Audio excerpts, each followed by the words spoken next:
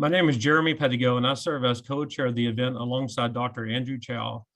On behalf of the organizing committee, we would like to thank Dr. Okwana, North Campus Provost, Darla Rocha, Chair of Behavioral and Social Sciences Department at the North Campus, for their support, W.W. Norton for its sponsorship, and the scholars who are presenting today. We will begin shortly with opening remarks, followed by two presentations, a 15-minute break at around 10:15, and continue with the last two presenters, including the keynote speaker, Dr. Kathleen Duval. Guests are encouraged to post questions using the Q&A tab for the presenters to answer. Dr. Alejandra Jaramillo and Dr. Brett Olmsted will now share remarks on this year's theme, welcoming the first presenter. Thank you, Jeremy. Good morning, everyone. I am Dr. Brett Olmsted. I'm a proud member of the History Department here at San Jacinto North. And the topic of borderlands, this topic we have chosen for today, has long been very near and dear to my heart and my mind. You see, I spent the first 30 years of my life living in one border region of the country before finally moving to another. You understand, I grew up in Michigan, about an hour from Windsor, Canada.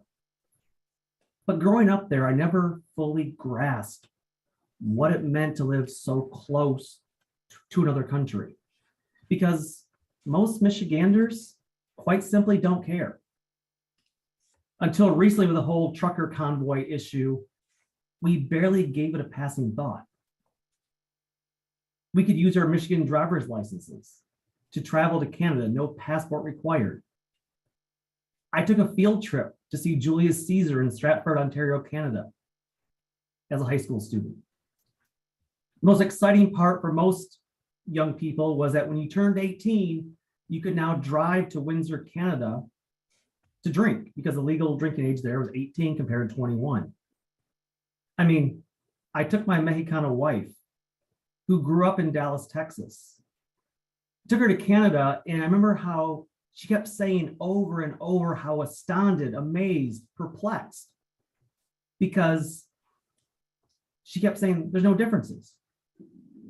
Why is it a different country? I mean, the only tangible evidence seemed to be that it was in kilometers per hour versus miles per hour for driving. But then 10 years ago, I moved to Houston. And here, you feel the border nature of the space in which you live. You know you are close to a so-called foreign nation. The evidence is all around.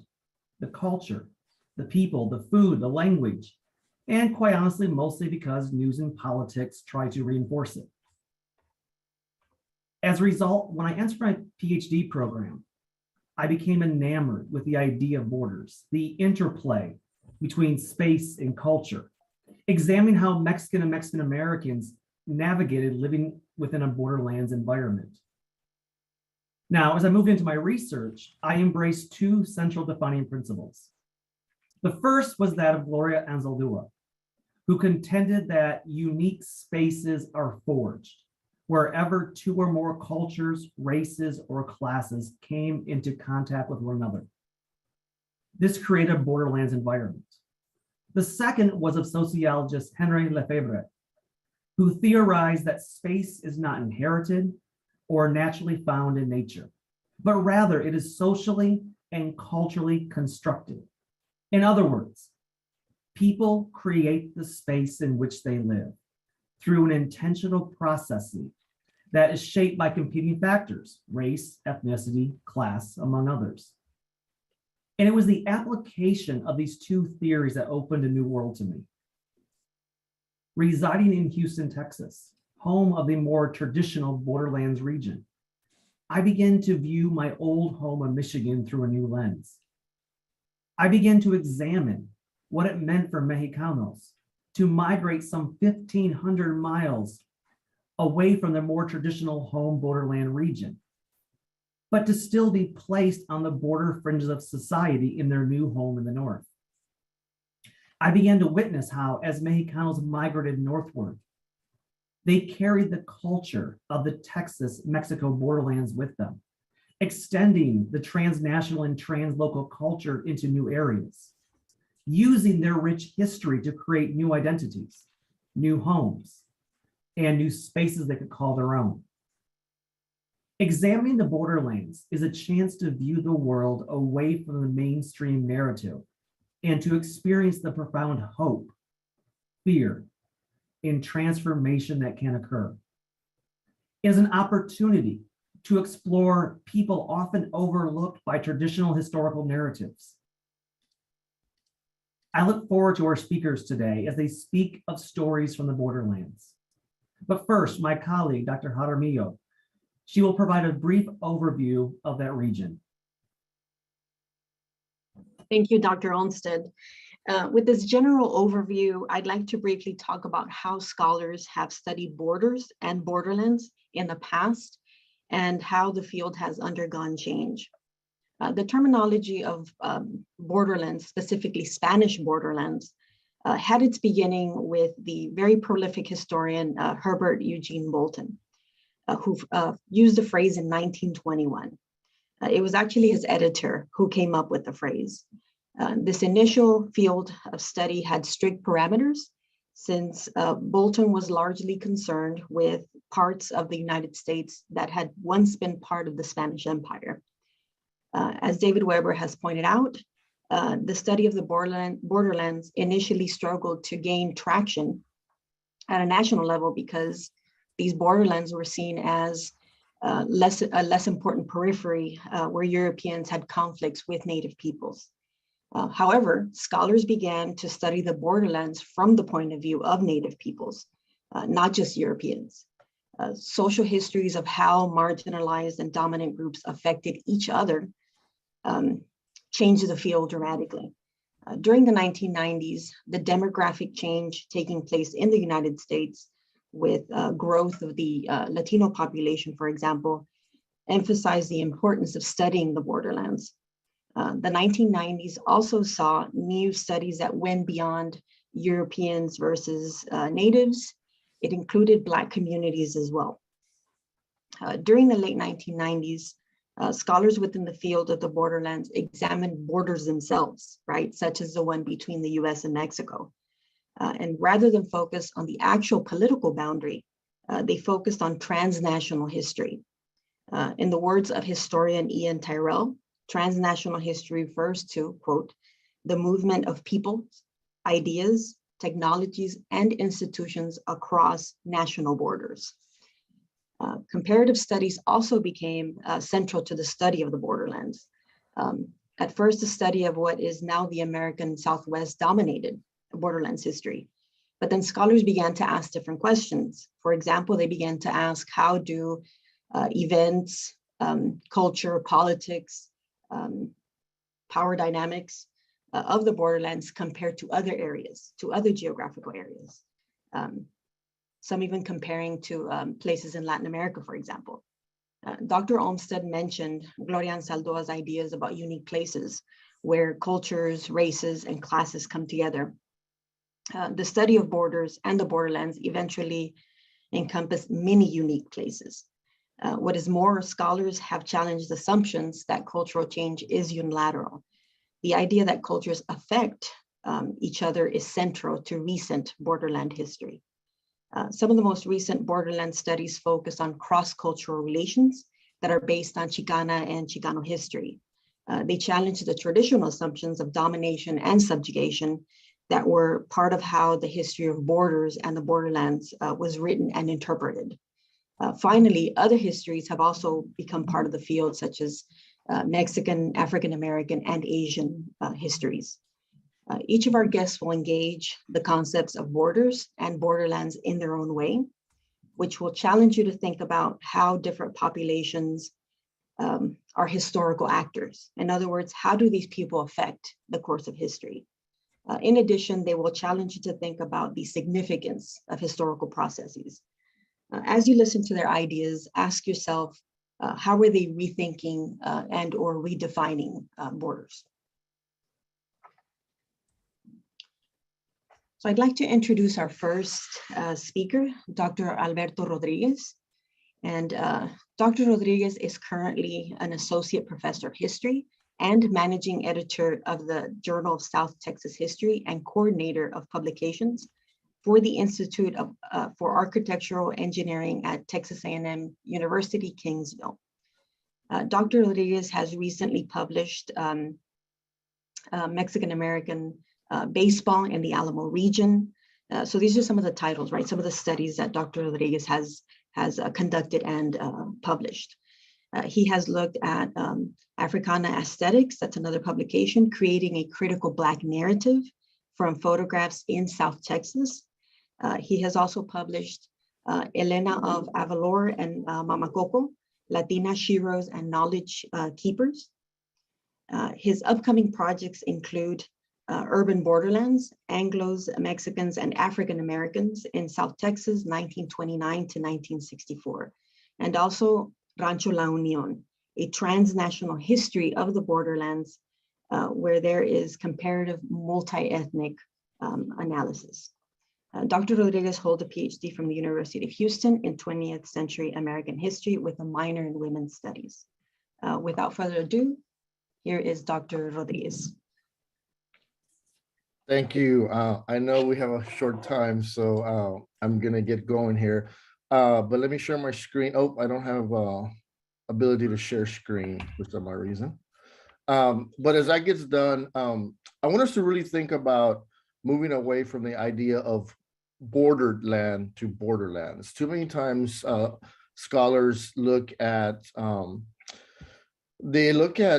side of the border without talking about the other side of the border. And I think that's really detrimental to our scholarship. And I think that in doing that, whether that be language or that be different reasons, maybe accessibility to archives, we're missing the story, right? And so we're missing part of the story. So today, I want to talk a little bit about both sides of the border and even a little bit about the Caribbean and Mexico in general from a African-American perspective or an African diaspora. So I want to start with sort of our first group that we sort of document. Of course, 1750, we have already documentation under Escandon of people of African descent settling around the Rio Grande. But I want to move a little forward to the Black Seminole, or what we call the Muskogos of 1850, who are forcefully moved from Florida. These are originally runaway slaves that come into Spanish Florida and mix in with the Seminole tribe. They are moved later on to the Oklahoma Territory, led by John Horse, or how many Mexicanos knew him as Juan Caballo. And they settle around what is today Eagle Pass to Rio, or the Musquis-Coahuila area.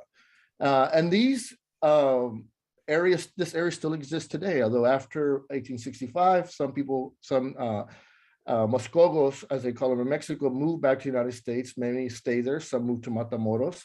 Now, you might know this region really well because of the Kickapoo. And yes, so the Kickapoo also moved into this area. And here you have a picture of the mayor or the governor of the state, a Kickapoo native and a Muskogo native. And so these communities have been there even today, and they speak two languages, Spanish and their native language. And it's something that was petitioned by by the Mexican government to become sort of a buffer against the extension of 1848. I know we have somebody talking about 1848 and the Guadalupe Treaty, but it was supposed to help keep the encroachment of America and Texas into Mexico, and it became sort of a border patrol. But I do want to get later on to not just talk about everything is cozy with people of African descent in Mexico, because there are some things that are not. So I want to move also to, recently we've had a lot of stuff on the Underground Railroad that goes south. I myself do some of the stuff I published in this, and these are collections of WPA narratives. I think, again, if you are a slave in Houston, Texas, or in Wharton County, you're not going to go all the way to New York. By 1820, Mexico has really redone its constitution, and slavery has been abolished. So many of these people came to what we know as Mexico today.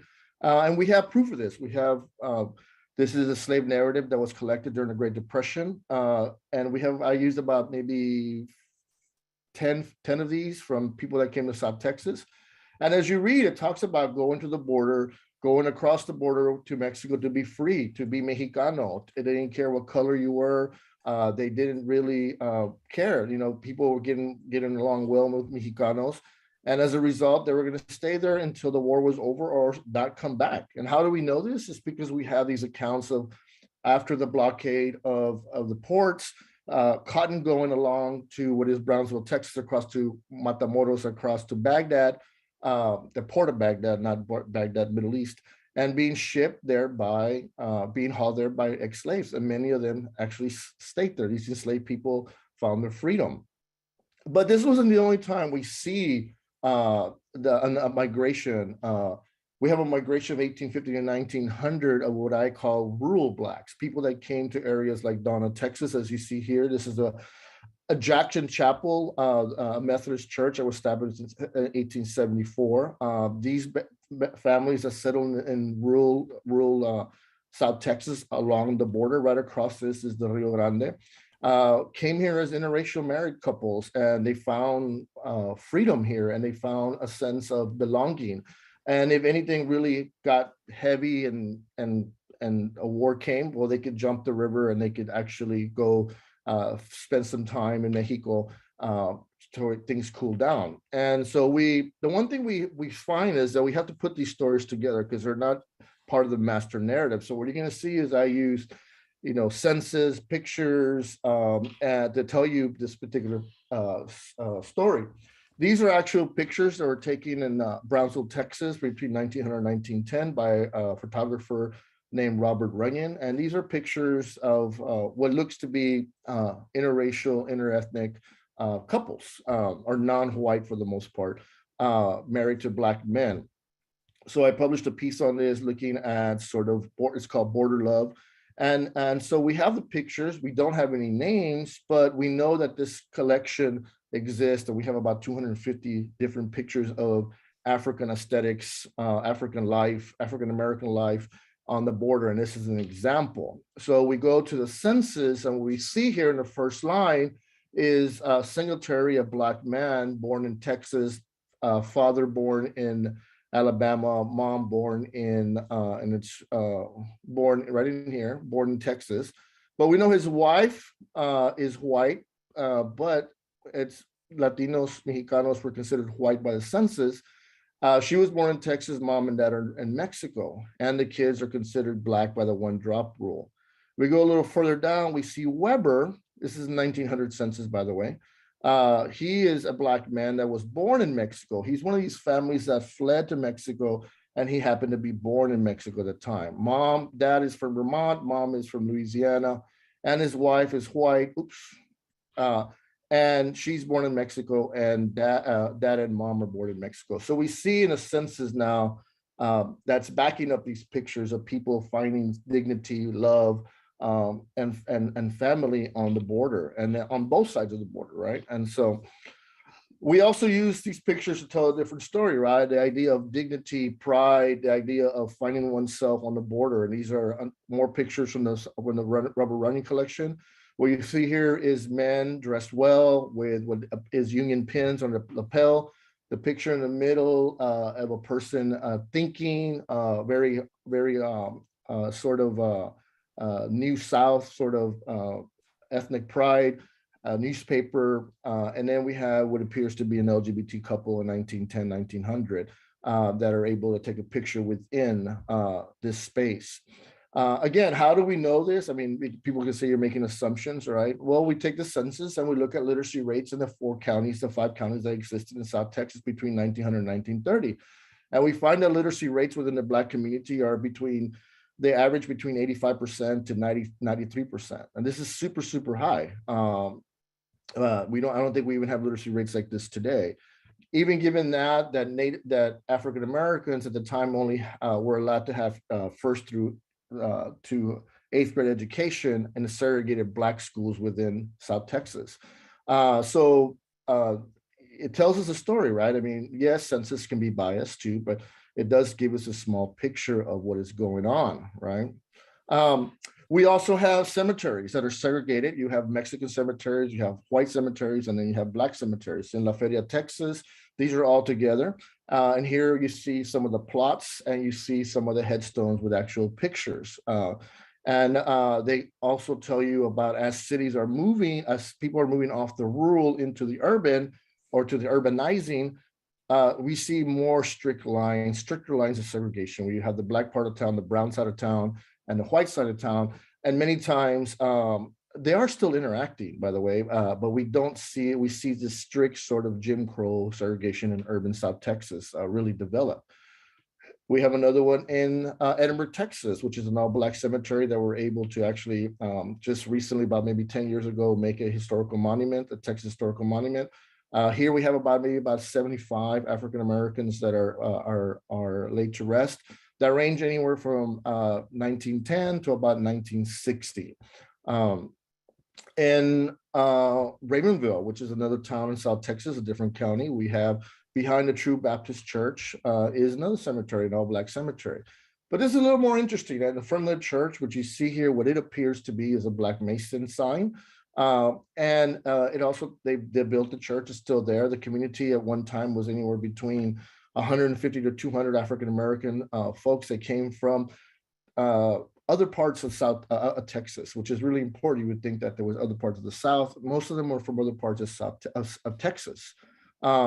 By the 1930s, we have beautiful pictures of the Great Depression, not a very sad time, but you see also in the same county, which is Willacy County in Raymondville, day workers, African-American day workers waiting for jobs is taken in 1938. So the community is most definitely there. It's taking spaces. It's actually has an identity. It has ideas of why this particular area is segregated, but also it allows for less violence that you see in Waco, Texas, or you see in parts of rural West Texas. Mexico also provided an opportunity for many African Americans, right? We always think of Mexico, people running away because, freedom, but the famous boxer from Galveston, Texas, the first African American heavyweight champion, when he married a white woman, he actually was committed a crime by United States law called the Mann Act, and he found refuge in Mexico. And then this is actually a poster of him going to Mexico and having fights in Mexico and in Cuba and defending his championship. Here's crossing in Tijuana to meet another fighter. And so what we'll see is African Americans go to Mexico, and not only from the United States, but also from Cuba and Puerto Rico and other Latin American areas, and find sort of a space for their art, their craft, their livelihood. Eartha Kitt, many of you guys, if you're a little bit older, you know Eartha Kitt. If you don't, she's the one that sang Santa Baby. She did a whole album in 1965 around the concept of singing in Spanish. She did a whole song, whole album, and sang very traditional songs such as Guadalajara, Cielito Lindo, La Bamba, and she did it perfectly. And we asked, well, why? Well, because there was a market there, right? We also see Josephine Baker go to Mexico. We see different artists that find community, also find an audience in Mexico, right? I'm a baseball guy, as you know. So what do we see here? This is a Salón de Fama del Béisbol Mexicano. These are African Americans that played baseball in Mexico and are actually now inducted into the Mexican Hall of Fame. Now, there's more. These are just the ones that are inducted into the Hall of Fame. There's 207 people in the Hall of Fame, about 10, I think I have 10 up here that are actually born in the United States of African American descent, African descent, and that actually are inducted into the Hall of Fame. This is not counting the Caribbean players or the Caribbean or the Cuban players. And this is not counting the other people that played. This is only the people that got inducted. And you see some big names here, people that played in the All Black Leagues, people that are inducted into both Hall of Fame. Sometimes they're inducted into the Mexican Hall of Fame before they're inducted into the Major League Hall of Fame. So sports has always been, we had all Black teams that would go and play teams in Mexico, and would have tours around Veracruz, Tampico, Guadalajara, Monterrey, and they competed against the Mexican leagues for years, even before 1971, when the leagues were when they had a whole league. Satchel Paige, Jackie Robinson, all those people at one time went down and played games in Mexico. Now, adding to this is the publication of the Green Book. For you guys who don't know what the Green Book, it's basically, there's a movie that was done a couple of years ago, tells you where you can go as a person that's of African or Black, that is safe, that's inviting, that is not going to have these strict Jim Crow laws, and it's a way to travel. It's a travel guide. Well, interesting. This is one that I found. I have them back to the 1940s. This is 1956. And it has Mexico on here. And you see Mexico, Acapulco, Cuernavaca, Mexico City, Monterrey, and other states where hotels are open to Black folks. They're open their arms to their business.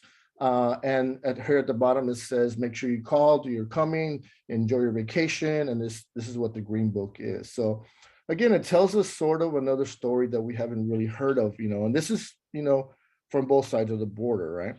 Now, I do want to tell you that not everything's fine, okay? There is, being in Mexico, there is issues of colorism, there's issues of classism and racism, right? And this is a perfect example, what I call Blaxican racial images of Mexico and American borderlands. What you see here is a magazine or a cartoon named Mimim Pinguin.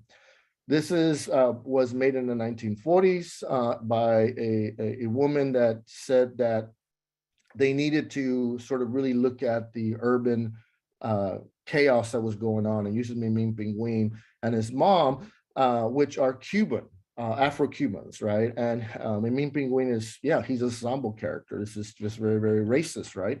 And I'm not defending him this at all, but I do want to look at it dissect it a little bit. Mimim Pinguin's mom is a mammy. His friends, one is actually the one with the overalls.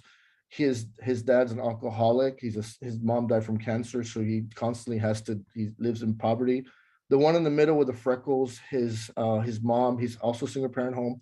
His mom is a cabaret dancer, and actually this episode that they're actually looking for his mom because he doesn't believe it.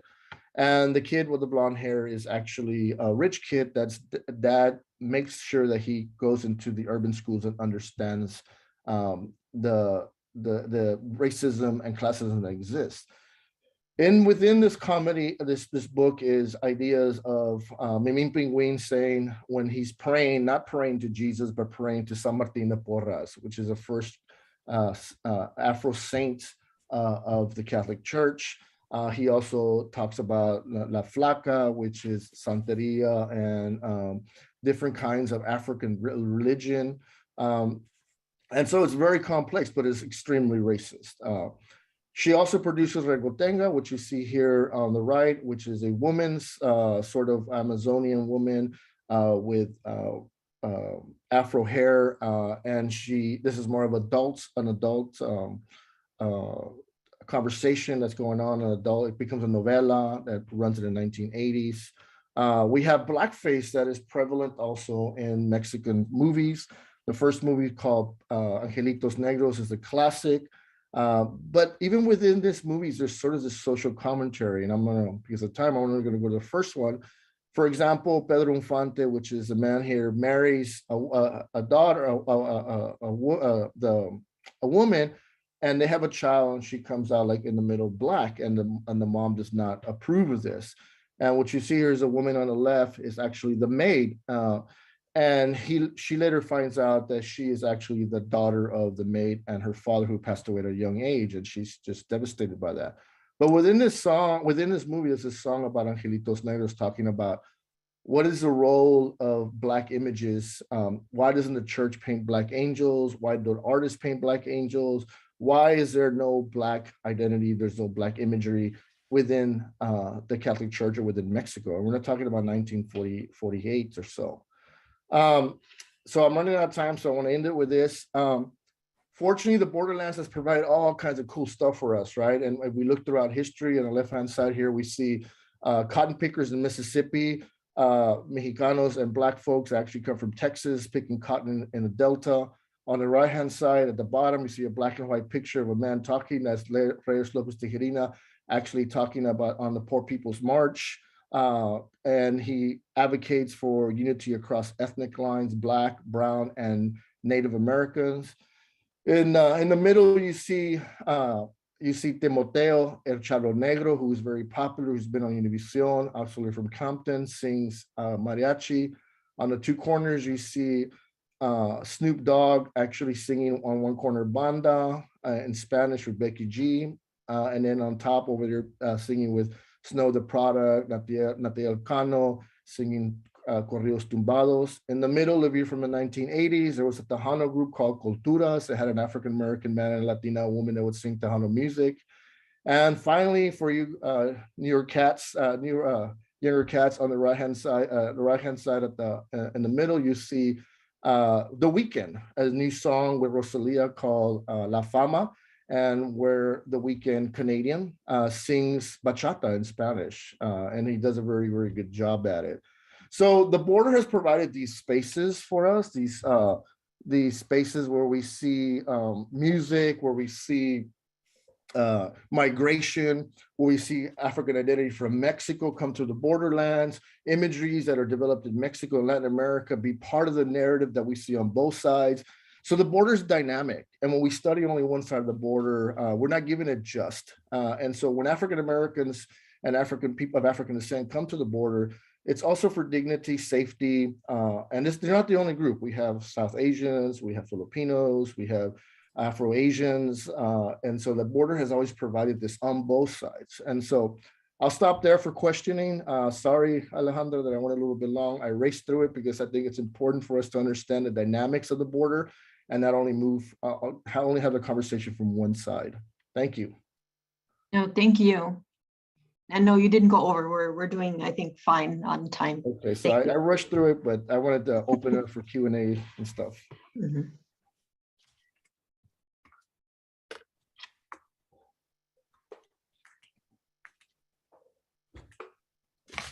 So And I'd I like think, to- I mean, Omar, Dr. Valerio Jimenez has sort of talked about the dynamic of the river and what it presented. Mhm. And this is sort of a, an ongoing conversation. I'm sorry, Alejandra. No, I do have a question for you. Okay. And it has to do with the conflicts, right, that happen between Black and Brown communities. Do you see, if you were to kind of define it along the lines of what kind of conflict you see a lot of or more of? Are we talking about race? Are we talking about class? How do those factors interplay in the fact that there's conflict? Yeah, it's most definitely about race. I mean, I didn't talk about the military because I don't have enough time. The Brownsville raid, before there was the Brownsville raid, it happened in Laredo, it happened in Rio Grande. This project is started because my sister married a Black man and my family disowned her. I could never understand why, as brown people, poor people, why we do this. And it's evident, right? It's always sometimes as at a distance, right? And that conflict is racial. It's in both countries. It's not till I think 10 years ago that people of African descent in Mexico actually become part of the census. They're actually not even recognized. They're there. We have Yanga Veracruz, which is a city named after a slave revolt.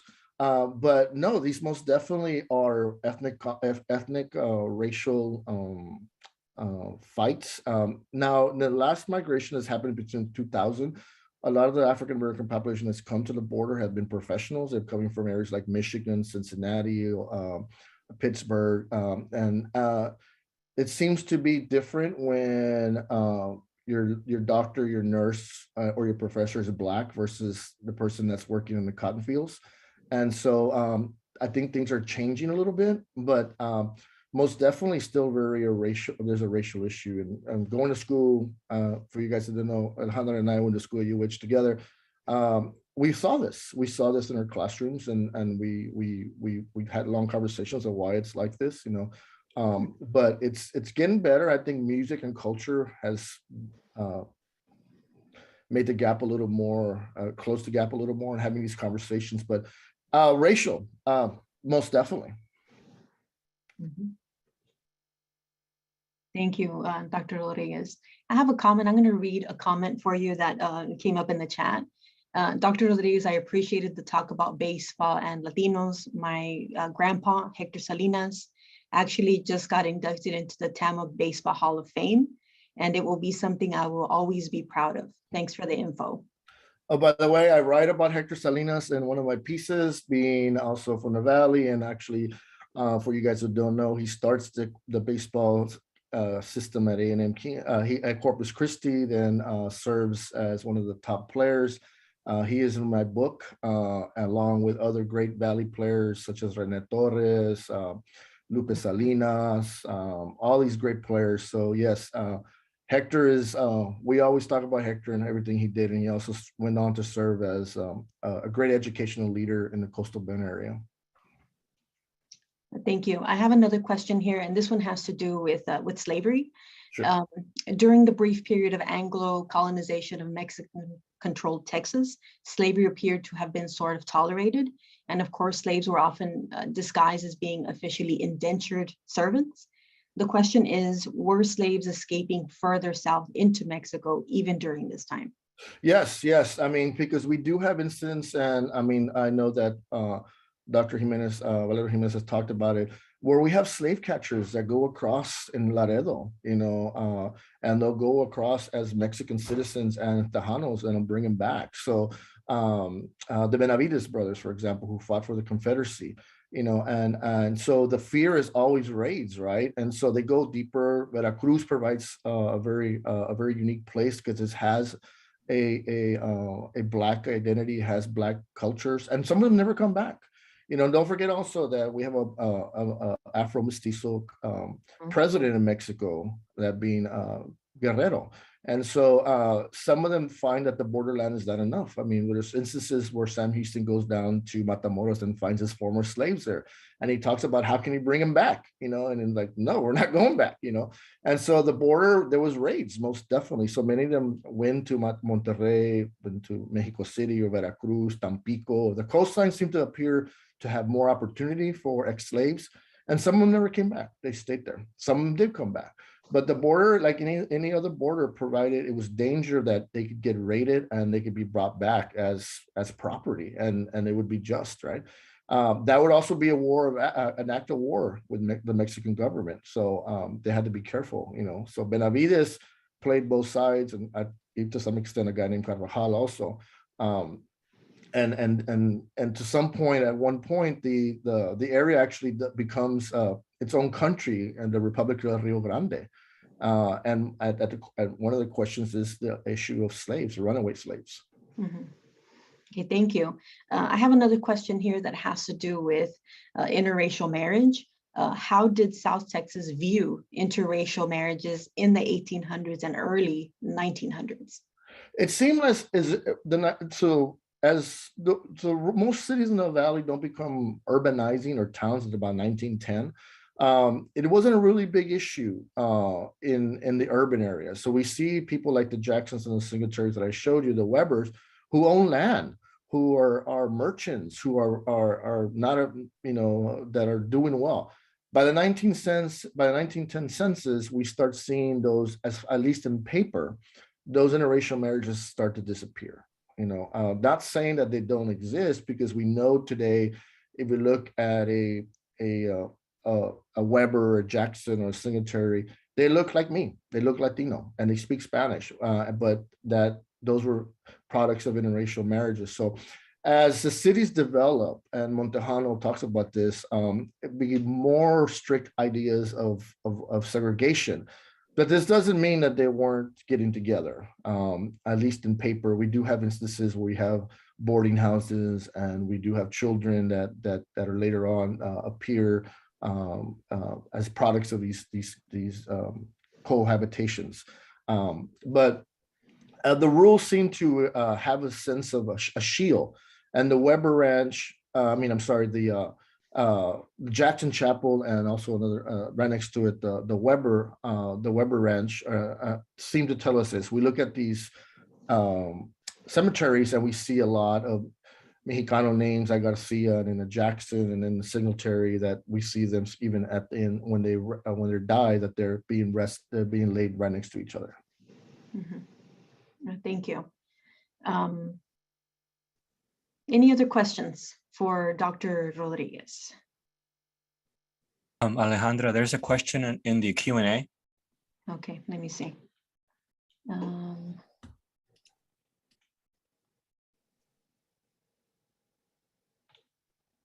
I don't know if I'm experiencing a delay. The last one that I see is the one about interracial marriages. There's one, I'll read it. It says, what did Mexico represent for enslaved people? Thank you. Okay, Mexico it represented freedom. It represented, an idea to bring your families, reunite with your families. It presented a new life. Sometimes it was unable to the people to actually bring their families. But what we do see is some of these enslaved families or some of these enslaved people actually become merchants, become business people. It happens in Matamoros, where they develop things like La Casa Mata, one of the most prominent houses there, and they become architects, they become masons. Remember, they were forced to acquire these skills as enslaved people, and they use those skills in Mexico to make a living for themselves. There's one instance in the slave narrative that talks about an owner that didn't want to fight, and he actually takes a slave to Mexico City, and he allows them to work as not only his servant but in a hotel, and then whatever money he makes, he can buy his freedom. Eventually, he does, and he becomes what we do know today as a porter. But yeah, Mexico provided an opportunity of freedom, of dignity. Language barriers were tough, but eventually people learned the language, and many of them got married. We have instances where people that went to Mexico married Mexicanos and they stayed there, or Mexicanas. Thank you. I'm now able to see, right, some of the other questions that have come up. We have another one. Was African-American urban migration to South Texas between the years of 1920, right, the 1920s to 1940s, was it different? It was different. So the migration that happened early on were many people that were interracially married that were either thrown out of other places in Texas. The migration that happened, the urban migration that happened was basically a chain migration of all Black families from West Texas and East Texas. And they settled within certain communities, the West family in Edinburgh, the Flower family, the Singletary family, and they settled and they brought other people. And in doing that, they did provide an all Black space, all Black schools, all Black cemeteries, all Black churches, which you didn't have in the rural area. But given that it was still segregated, when I interviewed a lot of these people, they said, well, it wasn't as bad as it was in Lubbock, or it wasn't as bad as it was in Wharton County, or I had a family from Rice, Texas. And so migration that happened was also skilled labor. They had certain jobs that they already had learned, that they did, many mechanics, people who had been part of HBCU training sometimes and became hotel workers. So you have ethnic niches that come in with the migration, the urban migration. So it was very different. And so you do have a very sort of Black migration, African-American migration that is not interracially married, or then that idea that happened in rural was not. They do seem to be a little less, there's not as affluent, because these people were able to own land, the other ones were not. Okay, thank you so much, Dr. Rodriguez. We're going to conclude our Q&A. Once again, thank you for enlightening us, right, about Black and Brown history, right, in the borderlands. Thank you. Thank you.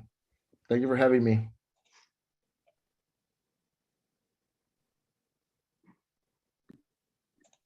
And I wore a jacket for you guys. I usually don't do this, so.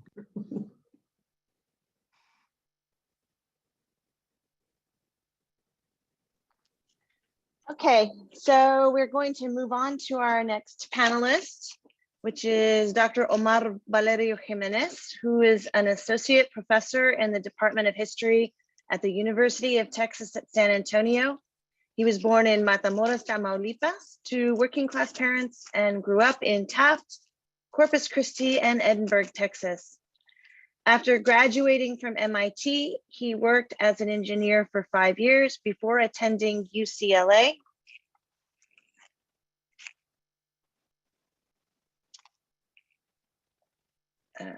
I'm sorry, I lost my place.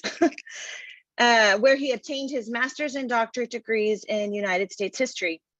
He has taught courses on the borderlands, Latinos and Latinas, immigration, race and ethnicity, and the American West at universities in California, Iowa, New York, and Texas.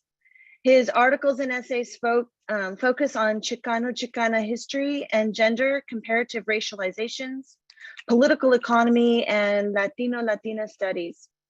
In addition to publishing articles in the Journal of Women's History, the Journal of American Ethnic History, Estudios Mexicanos, Mexican Studies, Southwestern Historical Quarterly, and the Annals of Iowa, he has written anthology chapters on Tejanos in the US Civil War, border corridos, Spanish-Mexican women, US-Mexico borderlands culture, the US-Mexico War and immigration.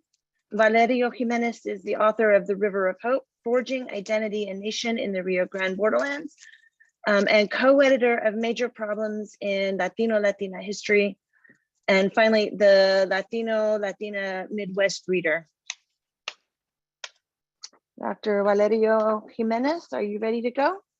I want to also just invite questions via the chat or the Q&A while Dr. Valerio Jimenez is giving his program. If you want to find yourself on screen or ask verbally at any time, just use the raise your hand feature at the bottom of your screen and we'll let you in. Okay, thank you. So I want to thank you for attending this presentation, and especially Dr. Jeremy Pedigo and Dr. Alicia Lofton for inviting me and making the arrangements. So I'm going to begin briefly by giving you some background on my current book project and explain its larger significance. Then I'm going to provide 3 examples from different time periods to illustrate how and why collective memories of the U.S.-Mexico War motivated civil rights activists. And as Dr. Lofton mentioned, I was born in Matamoros, and so I was brought to Texas as a young child, and I entered 2nd grade in a little town called Taft, Texas, outside of Corpus Christi. And so one of the first just a brief anecdote. One of the first conversations that I had was that summer when we moved right before entering 2nd grade. And I had this conversation with the Tejano boy next door. And he wanted to know where I was from. And I told him we had just moved from Mexico. And right away, he brought up the issue of the US-Mexico War. And he said, you all started a war. And I said, no, we didn't. You did. The U.S. did. And so that was my introduction to, having these discussions, historical discussions on the war, on the U.S.-Mexico War. And so it's fitting that I am now writing a book about it. Anyway, so my presentation is partly based on my 2nd book, Remembering Conquest, Mexican Americans, Memory and Citizenship. And my book explores the memories of a defining event in Mexican American history in shaping civil rights campaigns and its enduring legacies across the U.S. Southwest. So this map here shows you these 2 maps show you some images of the territory that Mexico lost. So Dr. Valerio Jimenez, yes. Can I jump in 1 second? We're seeing you in presentation mode instead of presenter mode. So the maps are a little small. The maps are a little small. Can you see the maps though? We can, but you're in presenter mode instead of, we're seeing your view and not presentation view. Okay, all right, sorry about that. Okay, so let's try this again.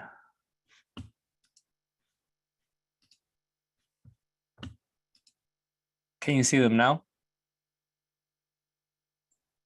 Yes, we can. And we have a question already. Okay, well, let me see. Okay, let me see if I can see the question. Why is the Okay. US-Mexico War transformative experience for the nation and for Mexican Americans? Is the Okay, great question, because I'm going to answer it. I have an answer. The great questions. Okay, so let me go back to where I was. All right. So this defining event, it was a defining event because the US-Mexico War, which began in 1846 and ended in 1848 with the signing of the Treaty of Guadalupe Hidalgo. As a result of the US-Mexico War, the US acquired over half of Mexico's northern territory, northern lands. States, for example, that today are known as Texas, New Mexico, Arizona, California, Utah, Nevada, and parts of Colorado. You can see that on the map on the left. And the map on the right is sort of a different image, but gives you a sort of an example of the kind of land loss that occurred at the end of the U.S.-Mexican War. And the differences are basically just because of what the Republic of Texas claimed to control, like it claimed to control into New Mexico and up to Colorado, on the left, the map, the gray area, but it didn't really actually control it. It was just a claim. Anyway, so my book focuses on the role of collective memories in processing the trauma of war and in fomenting social transformation through the political involvement of over 5 generations, from 1848 to the 1970s. So it's a transformative war because it redefines the US, it redefines Mexico, and it redefines the relationship between the US and Mexico. So by invoking collective memories of the US-Mexico War, multiple generations of activists confirmed that the war was transformative and that it made a huge difference in the lives of Mexican Americans. And I'll explain this as I go along. So what explains the persistence of collective war memories among Mexican Americans? Why is it that Mexican American communities remember this war even until today, right?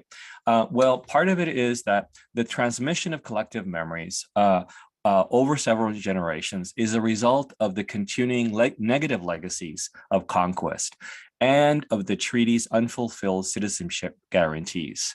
So each generation remembered the land loss, the political disenfranchisement, and social subordination of Mexican Americans in the aftermath of the war. And each generation reminded the nation that the Treaty of Guadalupe Hidalgo had promised Mexican Americans full citizenship rights, but that the US was unwilling to enforce those rights. So why is this mid-19th century conflict so pivotal for Mexican American history? Well, part of the answer is because the treaty legally incorporated the nation's first generation of Mexican Americans and inscribed in law citizenship guarantees for future generations. Now, Mexican Americans were the nation's first Latinos. Mexican Americans were offered US citizenship by the treaty, and thus they hold the distinction, Mexican Americans, as being the first people of color who acquired citizenship upon their incorporation into the United States. So Native Americans are not going to acquire US citizenship until the 20th century, African Americans until after the Civil War, and only African American men, right? Moreover, the citizenship guarantees afforded them legal claims to whiteness. What does that mean? Well, it means that when the U.S. The Treaty of Guadalupe Hidalgo is signed, one of the laws on the books was something called the 1790 Naturalization Act, and that declared that whites were solely eligible for citizenship. So the treaty of Guadalupe Hidalgo pronounced Mexican Americans to be legally white and also entitled to naturalization. So let me look at, okay, so what is the importance of the Treaty of Guadalupe Hidalgo, right?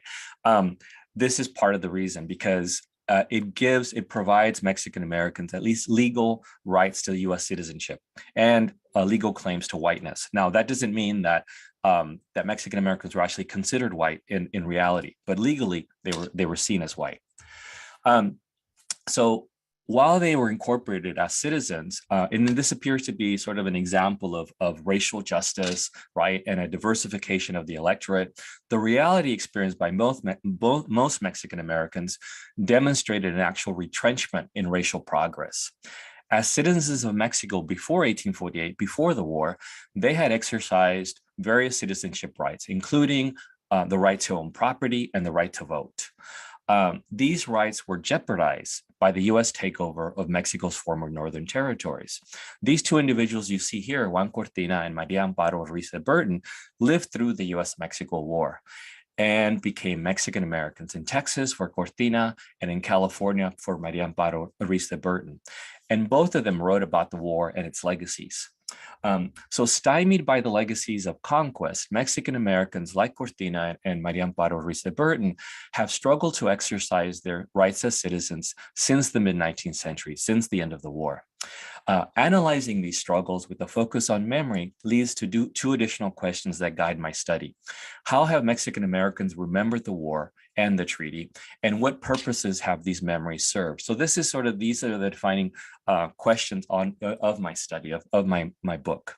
So throughout the 19th and 20th centuries, activists and scholars have repeatedly invoked the war, and especially the treaty's guarantees of citizenship in their civil rights campaigns to exercise their rights to vote, retain their property, and serve on juries. Additionally, civil rights activists have strategically used collective war memories in their campaigns to desegregate public schools, to stop lynchings, and to expose the community's disproportionate criminalization. So this image here is of a 1910 book by a scholar from New Mexico, Benjamin Maurice Reed, whose dad was from the Northeast, an Anglo-American, and whose mom was originally from Mexico, but settles in New Mexico. And he writes the first account of the war from the perspective of a Nuevo Mexicano. He grows up in New Mexico. So by selectively deploying collective memories in these campaigns, in the civil rights campaigns, Mexican Americans demonstrated the social and political use of memory. And I'm going to explain that as I go along. So this strategic remembering of the past to address current social injustices also led activists and scholars to challenge dominant historical narratives that excluded or disparaged their community. And that book by Benjamin Maurice Reed is one of those challenges, but there's others. This photo here shows members of the League of United Latin American Citizens, LULAC, who also sort of challenge in their own way the dominant historical narratives. So this is an image of a newspaper published in Los Angeles in the mid-19th century. It was published, it was a Spanish language newspaper. This image is from an 1856 issue, and it generally carried news about the community, but it also carried editorials. And one of the big issues in the mid-1850s was the confirmation of Californian land titles that belonged to Mexican Americans in California that are known as Californios. So in the editorials, the publisher and editor of this newspaper was a very young man, Francisco Ramirez, who knew 3 languages, English, Spanish, and French. He had worked for multiple newspapers, and he started this newspaper, I think, when he was like 18 or 19 years old. He was a prodigy. The editorial that appeared in this issue, Ramirez described several recent developments that sped up the land confirmation process. But he also lamented that these changes were too late to help most Mexican American landowners in California. So under California's 1851 land law, the Californios had been required to prove the legitimacy of their land grant titles within 2 years of the passage of the law, so by 1853, or risk losing the land to the public domain. And in trying to prove that they really legitimately own this land, they incurred a lot of expenses to hire lawyers, to go to court, and so forth, to pay surveyors. So anyway, even after they obtained title to their land, they faced additional lawsuits from European American squatters on their land. So European Americans who just basically took over their land, and then they claimed that land was public land and was theirs, and then so they had to take them to court, and so there was additional fees. And Ramirez, in one of his editorials, wrote, "Is there no limit to the arbitrariness of the strong over the weak, of the conqueror over the conquered?" And here he's referring to the conqueror as European Americans, as the conquered as Mexican Americans. And he basically was criticizing the laws that protected squatters, laws in California that protected squatters, because many of them enjoyed very powerful political connections to politicians in the state. So Ramirez also wrote, "Many of the elder Californios, once again, Mexican Americans and living in California, now see themselves in the most lamentable poverty and indigence, because the litigation, basically the laws, the having to go to court, the litigation they have been subjected to in order to prove their land titles." So Ramirez directed most of his anger to California's legislature, which had recently passed a law converting unconfirmed property into public lands. And he railed against he basically criticized the state government very strongly. And finally, he said, Ramirez maintained that the legislators' actions violated the treaty. And he concluded, can there be a more bald-faced affront to the solemn treaty of the Treaty of Guadalupe Hidalgo? So what's the significance of this newspaper? Through El Clamor Público, Francisco Ramirez, pictured here, publicized the multiple ways in which Californians were denied their citizenship rights, even though the treaty promised that they had full citizenship rights. And he waged a vigorous campaign to defend those rights by invoking the US Constitution and by invoking the Treaty of Guadalupe Hidalgo. El Clamor Público was the first Spanish language newspaper in Southern California under the complete control of an ethnic Mexican publisher. As such, Ramirez believed that it was his duty to point out the discrepancies between the rights that were promised to Mexican Americans and the reality in which they lived.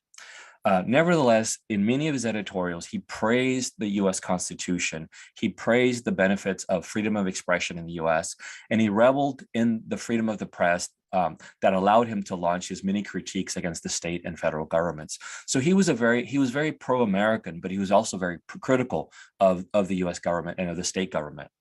But by frequently invoking the treaty and in his editorials and columns, Ramirez, I argue, strategically remembered the war to wage a civil rights campaign through his newspaper. And El Clamor Público, therefore, it serves as one of the earliest examples of a Spanish language press, a Spanish language newspaper that not only informed its readers about local, national, and international news, but also advocated for civil rights on their behalf. And we see this continuing today. There's various Spanish language newspapers that publish news, but they also publish editorials, for example, urging its readers to register to vote, urging its readers to become involved politically, right? Okay, so now I'm going to turn to another episode where the treaty is invoked and the war is remembered, and that has to do with lynchings in Texas. In November of 1910, newspaper coverage of a vigilante killing of an ethnic Mexican in Texas, this newspaper coverage happened on both sides of the US-Mexico border. And it showed a concern for the welfare of ethnic Mexicans in Texas. From Los Angeles to Tampa, Florida, the Spanish language press carried articles that described this killing as savagery and barbarism. The newspapers were reporting on the tragic death of a 20-year-old named Antonio Rodriguez in Rock Springs, Texas, a town about 2 hours west of San Antonio. Authorities had captured Rodriguez after he was accused of killing Effie Greer Henderson on a local ranch. Henderson was a white woman.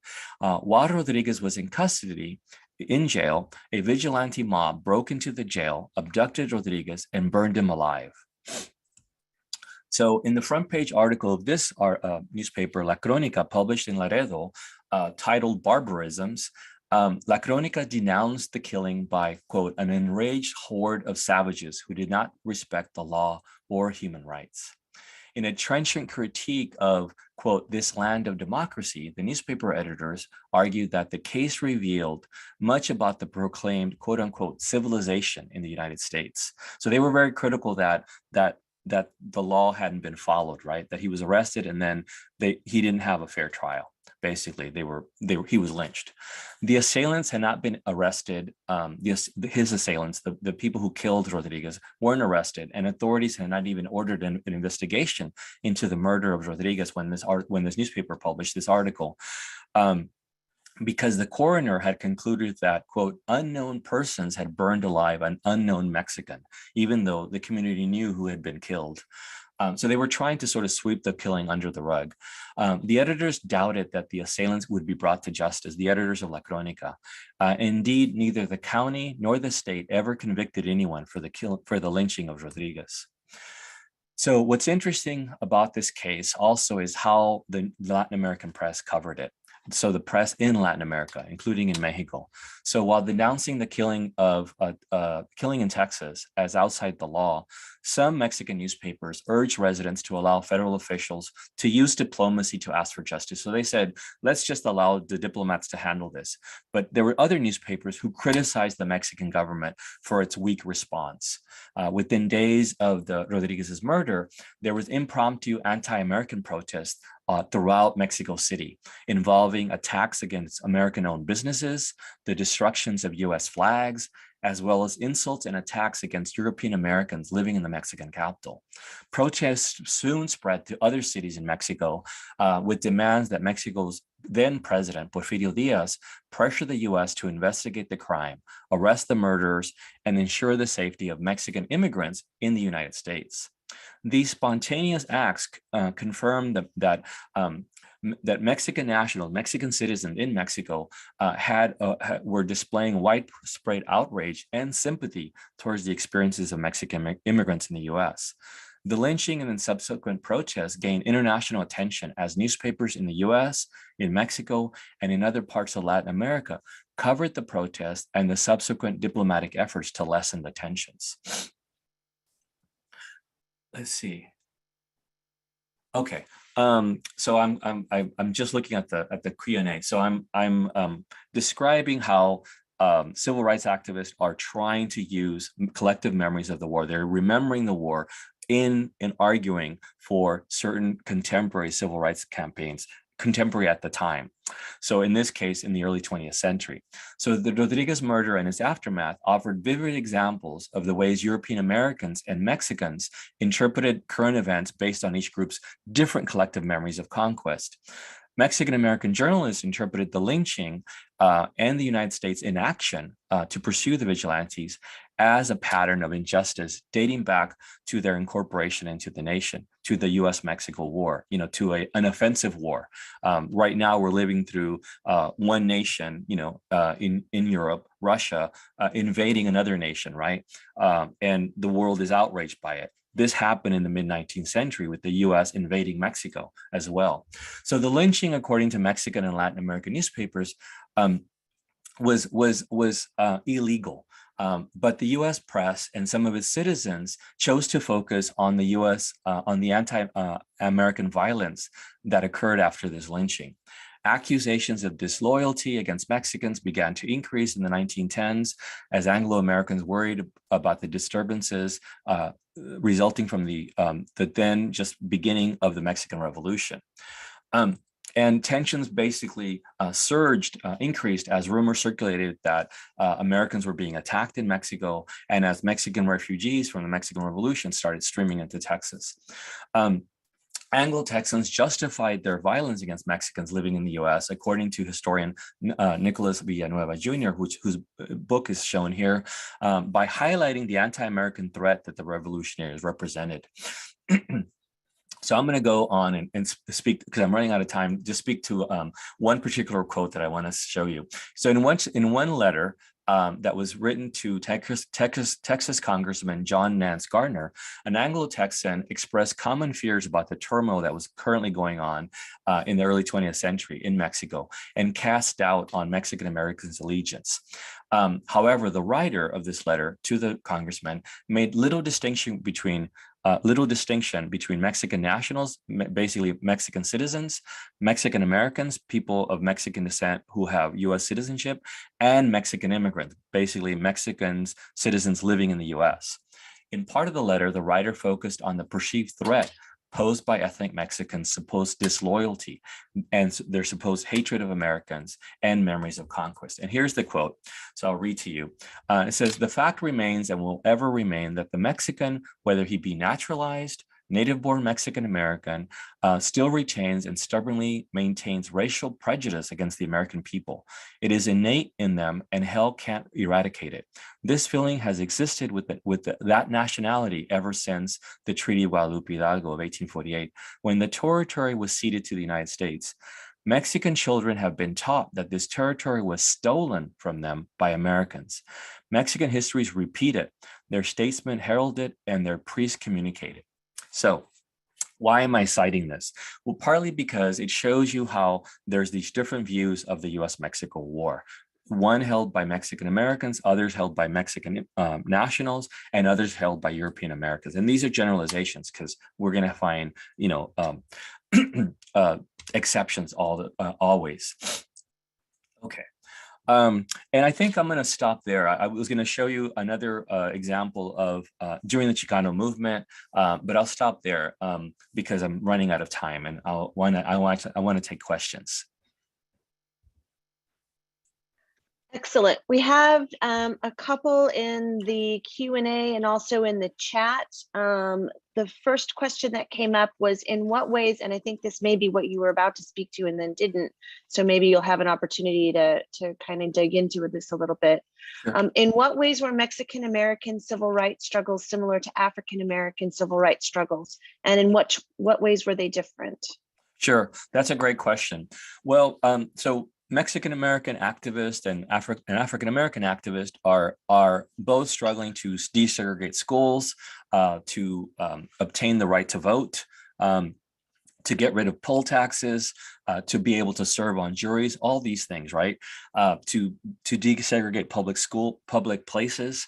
And yet, one of the things that occurs, unfortunately, is that in some cases, there are instances of alliances between African Americans and Mexican Americans, but in other cases there's division, and part of the division occurs. And one example is LULAC. Part of the division occurs because of what I just mentioned about the treaty. So the treaty gave Mexican Americans citizenship rights, and it also gave them claims to whiteness, as I mentioned.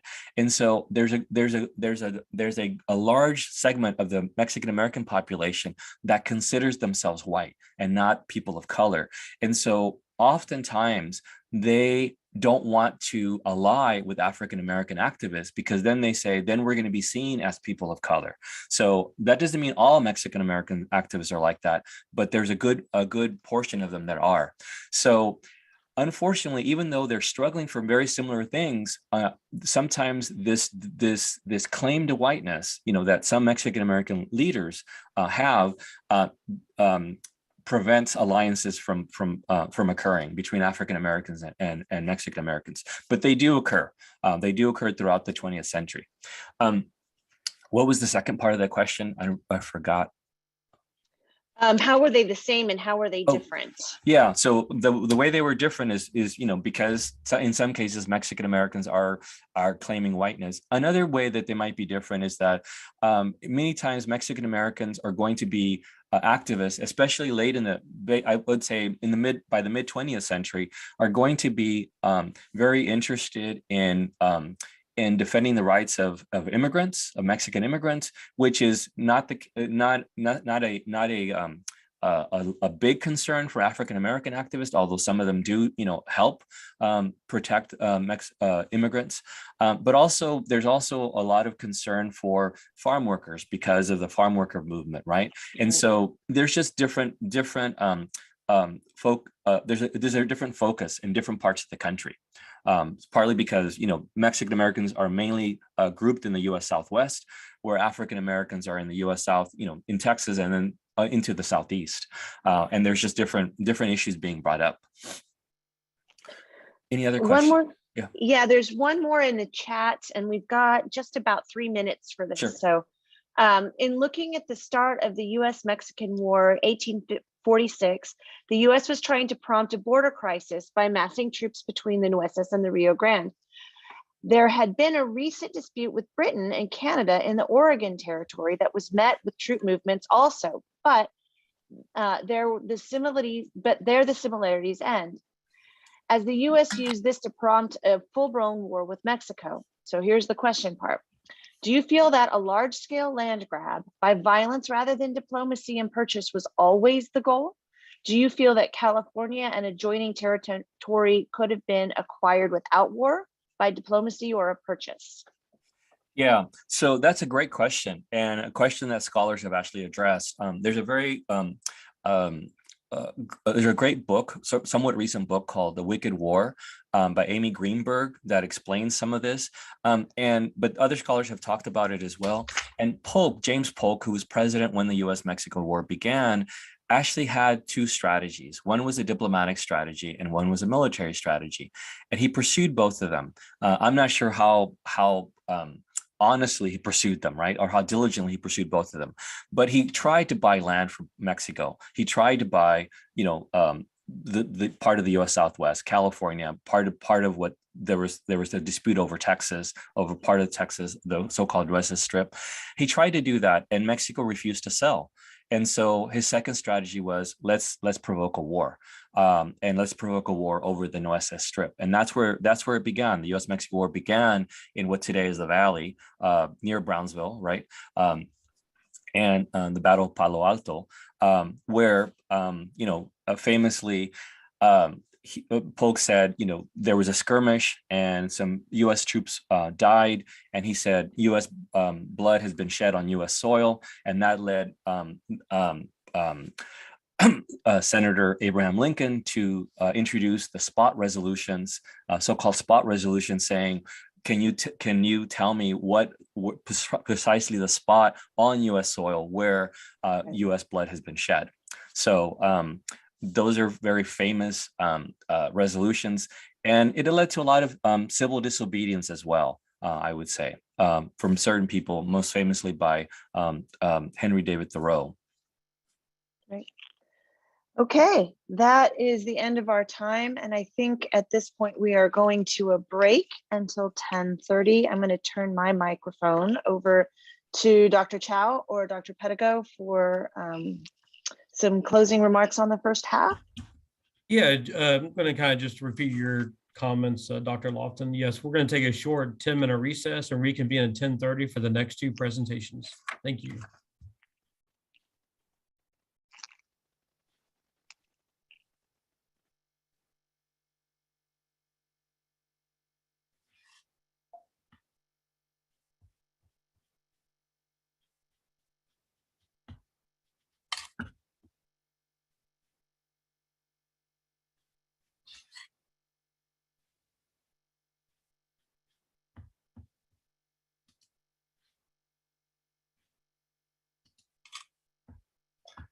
Okay.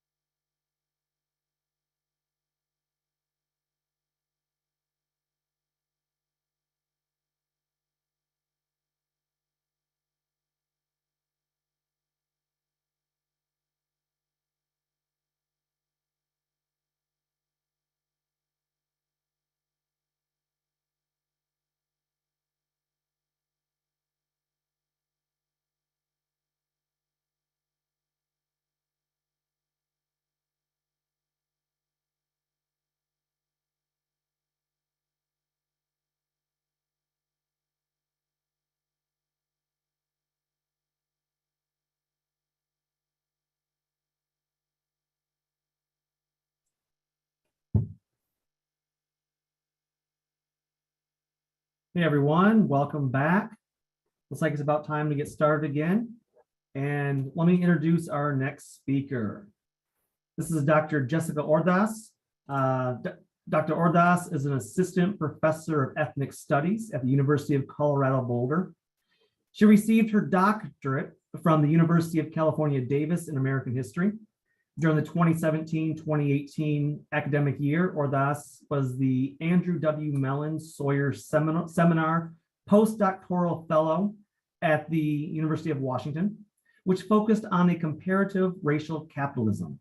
Her first book, The Shadow of El Centro, A History of Migrant Incarceration and Solidarity, was released in March of 2021. Her second project will explore the multifaceted history of veganism and plant-based foods throughout the Americas, focusing on colonization, food politics, and social justice. This research will illuminate the wider transnational history of Latinx veganism and how communities of color have engaged with questions of animal, human, and plant relations for centuries. Dr. Ordaz is also the Veggie Mixes Denver Metro co-organizer.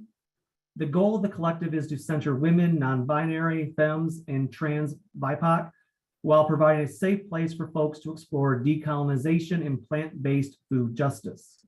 Expanding her interest in intersectional veganism, Ordaz has recently co-founded the Brujeria VeganX, a podcast that decenters whiteness in veganism and focuses on ancestral healing and the magic of plants.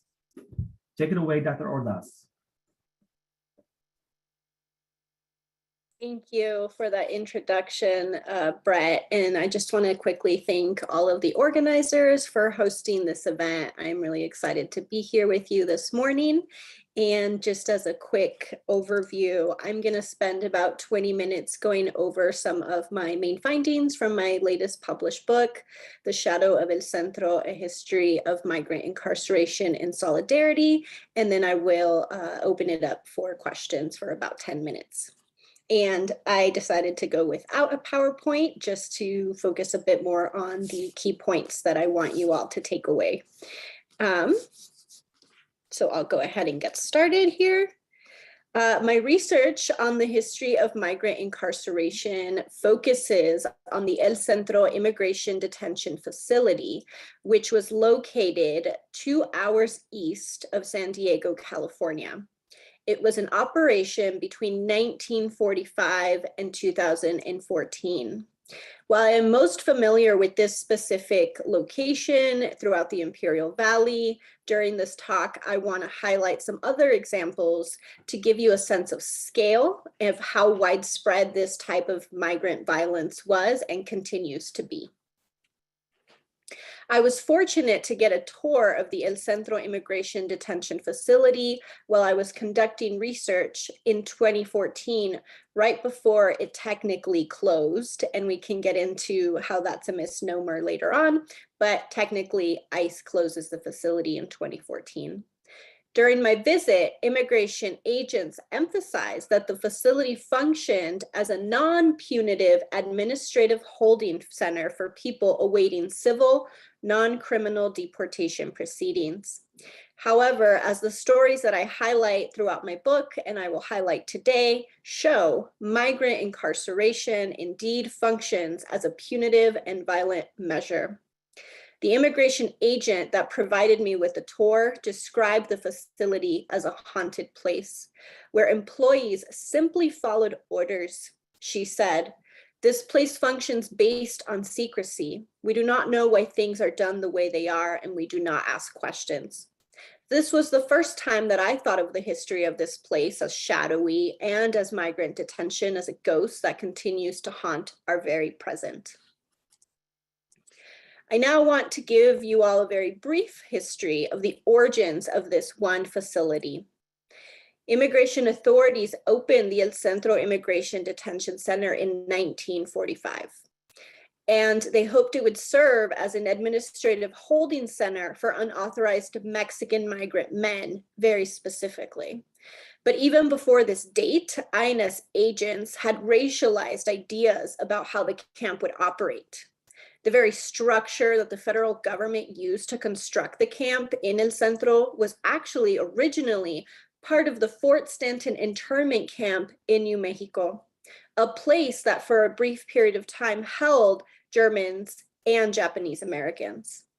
Now, I examined detention conditions inside the Fort Stanton camp, which reveals that German racial privilege led to treatments and wages even after the US entered World War II, which later differed radically from the conditions in which Mexican migrant men were held.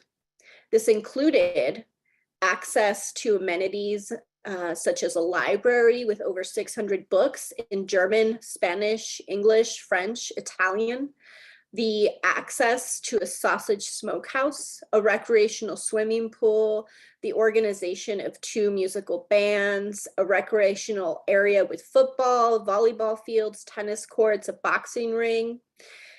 The German and US governments paid the detained men in New Mexico for their labor, regardless of how much they could perform. And on top of that, the work throughout the camp was compensated with about 10 to 80 cents per hour. So I want to just highlight that today in ICE detention facilities, people get about $2 a day. Okay, and this is many years later, so we can talk more about this during the Q&A. So just radical differences here. The Fort Stanton camp closed October 1945, and its disassembled parts were literally transported to El Centro, California to be repurposed as the newest immigration detention camp for unauthorized Mexican migrant men. So my first chapter really looks at the transportation of carceral spaces, right? Originally, the buildings that literally would come to make up the El Centro facility held Germans and Japanese Americans, and literally everything from the barracks where people slept to the kitchen utilities that people cooked with were transported from one carceral site to the next. So the racialization of Mexican men as forced labor, I argue, impacted the very imaginations of immigration officers. In 1945, after unauthorized Mexican migration increased due to the Bracero program, patrol inspectors suggested that the cost of setting up the buildings from Fort Stanton at El Centro would be so nominal because of the fact that all of the common labor could be performed by detainees. From the start, Mexican migrants were used in constructing and maintaining the El Centro immigration detention camp. Originally small and makeshift, the camp could hold up to 100 men.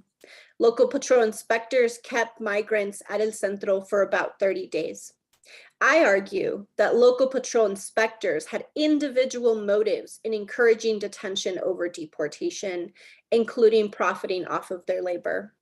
Holding migrants in immigration-specific camps made border policing more cost-effective because the INS could count on detained migrants to aid with construction and maintenance. In addition, local immigration agents used detained Mexican migrant men to work inside and outside of the detention facility. They worked in the very private homes and farms of immigration officials maintained at the El Centro Immigration Detention Camp and constructed buildings throughout the Imperial Valley. Now, inside the camp, detained migrants helped with repairs, irrigated the yard, mowed the lawns, trimmed the shrubbery. They worked in the mess halls, cleaned the barracks, and monitored the yard. They maintained the very facility that imprisoned them under the guise of volunteering, a system that we still refer to as such in our current moment, a volunteer system. Patrol inspectors throughout the Imperial Valley treated Mexican migrant men as disposable and turned the El Centro Immigration Detention Camp into a holding pen for which they could select men to participate in a regime of involuntary labor disguised as a volunteer work system. Local immigration agents claimed that they needed the labor of Mexican migrants due to lack of funds to give them something to do and to train them. The labor practices that developed inside the El Centro immigration detention camp, especially when examined alongside the confinement of the German crewmen held at Fort Stanton, reframes the history of the immigration camp from an administrative center to a holding pen of exploitable labor. This is how the camp came to be. It was violent from the very beginning. Now I want to turn to very specific examples of violence from inside of detention by highlighting various migrant testimonies that shed light on the multiple operations of anti-migrant violence. And I want to stress that the following cases mention self-harm, retaliation, and death. And so please feel free to mute me if you need to at any time. While conducting research, I came across boxes of death certificates of Mexican nationals that died while working in the United States at the Secretary of Foreign Affairs in Mexico City. I came across the story of Cesareo Reséndez. His family wrote to request that the Mexican consulate assist them in obtaining financial compensation from the INS after their relative Cesareo died on July 27, 1954. Cesareo, an unauthorized migrant laborer who worked in cotton fields, died in San Benito, Texas. On the day he died, he was apprehended by INS agents during a work raid. Agents placed him and his coworkers on a sidewalk, despite the fact that it was 109 degrees that day. They were forced to sit there for 4 hours before finally being transported to the McAllen Detention Center. Cesareo started to feel sick that same evening, and by 8:20 p.m., he was pronounced dead. The cause of death was sunstroke. The INS refused to take responsibility for his death or pay his family any compensation. This is one of countless examples found in this archive of death. The story shows that despite the violence INS officers intentionally inflict on migrants, they do so with impunity and disavow. I now want to continue to discuss migrant death, but focus inside of the detention center. The following testimonies recount incidents that occurred inside the El Centro detention facility between September 8th, 1989 and August 13th, 1990. So moving forward many decades. They highlight one of the larger functions of, I apologize, I have a cat. One of the larger functions of immigration detention, which is to inflict violence on migrant bodies. The 1987 Federal INS Detention Officer Handbook emphasized that detention was not intended as a form of punishment, but to, quote, ensure the alien's availability for deportation proceedings or exclusion, end quote. Yet the following examples suggest that punishment was the main way guards attempted to maintain order. Following stories were collected by immigration rights organizations and lawyers working to shed light on INS mistreatment against detained migrants at El Centro. Based on what they had seen inside El Centro and what they heard from their clients, they argued that, quote, a pattern of violence shaped the everyday experiences of people inside. A report published by the National Center for Immigrant Rights in 1986 found that INS officers used violence to coerce people seeking asylum to give up their case and agree to deportation. The document reads, quote, those who refuse are often subjected to verbal and physical intimidation, and refugees at El Centro are regularly placed in solitary confinement where beatings of prisoners have been documented, end quote. The testimonies further detail that the INS beat detainees, denied them adequate medical care, and frequently placed them in isolation for punishment. Roberto Martinez, director of the American Front Service Committee U.S.-Mexico Border Program, a human rights organization that documented such abuses, said, quote, the system is flawed at its core, leaving INS officers completely unaccountable, and such a system has permitted the INS to engage in a systemic nationwide pattern and practice of depriving people of their civil and human rights. The inmates in INS custody have no meaningful redress and are punished if they complain, end quote. I disagree with his claim that the system is flawed. I argue that this violence is not exceptional, but a systemic part of the detention experience.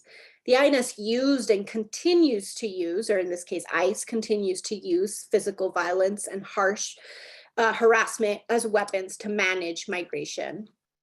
I now want to give you a few brief examples from these cases in the 1980s and 1990s. And again, please feel free to mute me if this is too much. On November 29th, 1989, 2 INS officers entered the sleeping barracks and they dragged Herbert Reese, a Salvadorian, off of his bed. They yanked his hair and twisted his arms as they took him outside. The officers banged his face against a fence and jabbed their knees against his ribs. Officer Munoz, known among the men for committing such acts, took him into one of the facility's bathrooms and shoved him into the wall. Officer Munoz challenged Reese to fight. The guards shamed migrants when they did not fight back. Guards wanted to elicit a reaction from them to justify their beatings. Reese reported the incident to the Assistant District Director of the INS, and the case was forwarded to the Office of the Inspector General, or OIG, responsible for investigating such matters, but the OIG concluded that the allegations were unsubstantiated.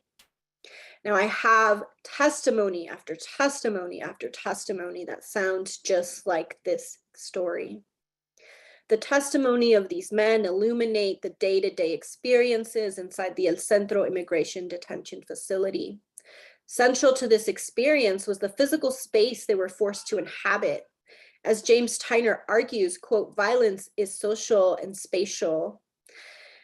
And so it is not surprising that guards use the bathroom, a concealed and violent or private space, to enact brutal acts on the bodies of migrants.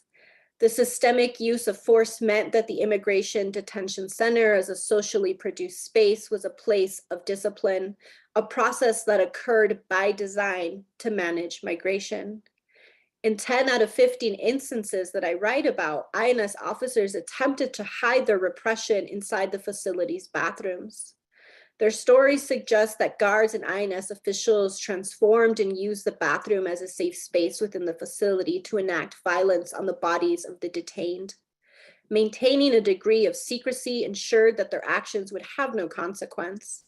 Guards sent incarcerated men into the bathroom with the intention of inflicting violence on their bodies. And in mapping out spaces where the INS and now ICE punish migrants, the intention of the state to inflict violence on the bodies of brown migrant men is manifested. As Michelle Brown articulates, quote, both the law and the political originate in the infliction of pain, the deprivation of liberty or life in order to assert sovereign power, end quote. The bodies of detained migrants inhabited a space of continued violence. These occurrences were not new to them, as many of them had ended up in El Centro after experiencing violence of American empire throughout Latin America. They waited inside detention, hoping to avoid deportation, yet the price they paid was marred with brutality and impunity. And now I want to give one other example specific to medical negligence. In May 2007, ICE agents detained Victoria Arellano, a transgender woman who had migrated from Mexico to the United States as a child during a routine traffic stop, and was arrested during a routine traffic stop. They sent Arellano to an ICE detention facility in San Pedro, California. During her initial intake, Arellano informed staff that she was HIV positive and explained that she was taking Dapsone to prevent pulmonary infections that could lead to pneumonia.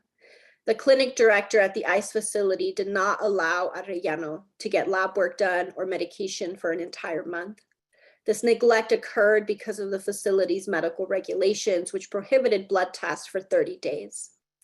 Arellano's health noticeably waned during her incarceration. She became very weak and developed a cough and fever. Within 2 months, blood appeared in her vomit and urine. She eventually was taken to a medical clinic, but only after her cellmates pressured detention staff. On July 12, 2007, Arellano's cellmates demanded that guards check on her medical state. A guard mocked Arellano and yelled, "What's wrong with you?" Her cellmates responded by chanting, "Hospital, hospital." A nurse was brought in, but according to the detained men, she didn't do much. She gave her Tylenol, which is very common.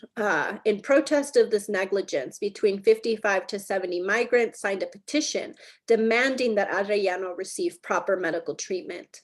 They refused to line up for the daily head count, and Arellano was transferred finally to a hospital. However, 1 week later, Arellano died of meningitis at the Little Company of Mary Hospital in Torrance, California. The next year, ICE reported saving over $129,000 on HIV-related services, such as denying treatment authorization requests, such as this one. Arellano's death reveals the level of neglect experienced inside immigration detention, but also the solidarity that often arises between incarcerated migrants.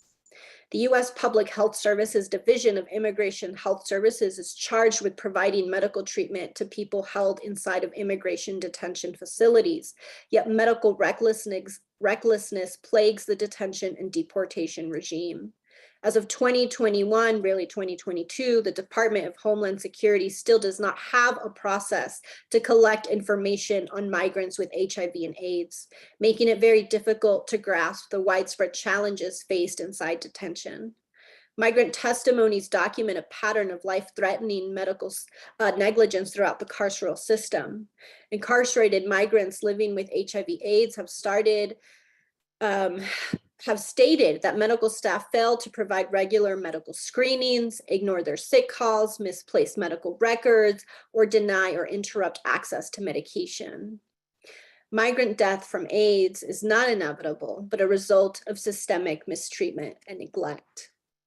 And as a wrap up, I want to say that the stories I just shared have led me to argue that despite government claims that frame immigration detention as an administrative procedure, detention centers operate very much like prisons, and I argue function to instruct, to discipline, to punish, and to manage migration.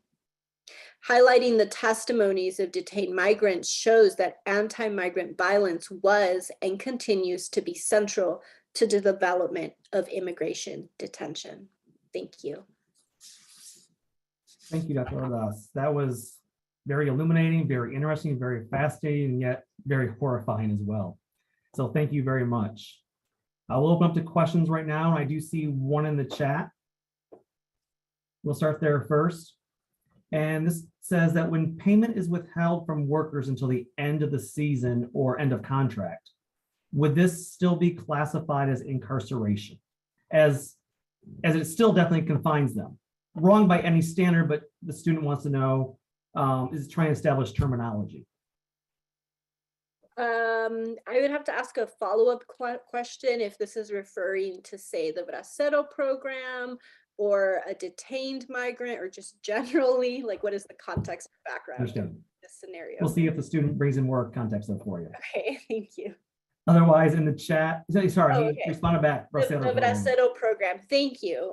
So I didn't really get into that too much just because of the lack of time, but very briefly, the Bracero program, or this version of the Bracero program, ran from the 1940s to the 1960s, which was contract labor of Mexican nationals to the United States, mostly in farms and fields, but also in the railroad system. And so, yes, a lot of scholars have written about the Bracero program and how you could almost argue it's a form of slavery or there were slave-like conditions. And so, yes, as like someone who studies labor, that definitely limits people's mobilities, in addition to a plethora of other things. So thank you so much for that question.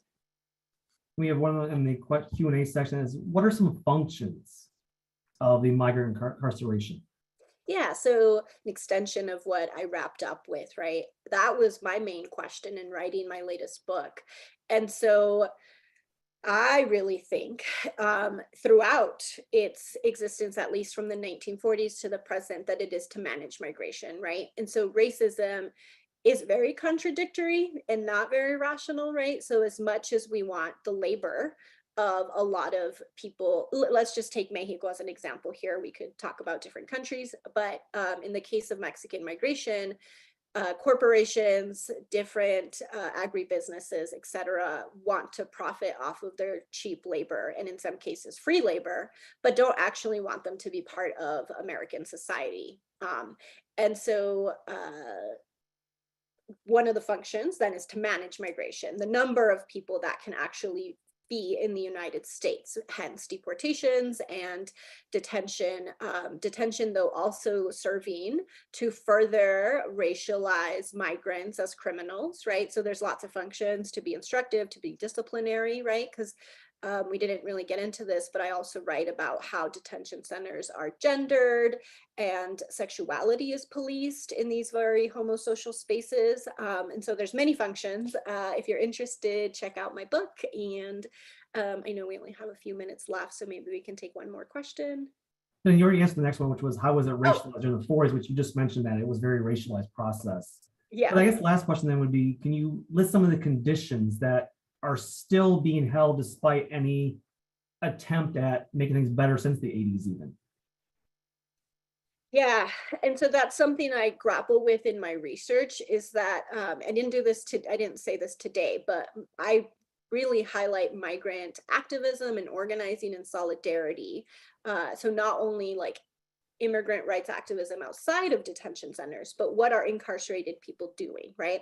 And so I highlight a lot of hunger strikes that are not enough, unfortunately, ultimately, and that's one of the things I've had to grapple with, right? It definitely like gives people who are incarcerated some benefits. So for example, I write about this very massive hunger strike in 1985, and there was many demands, but one of the biggest was, please let us be inside because it is 110 degrees. And up until now, you've made us queue outdoors until it's like 6 p.m. at night.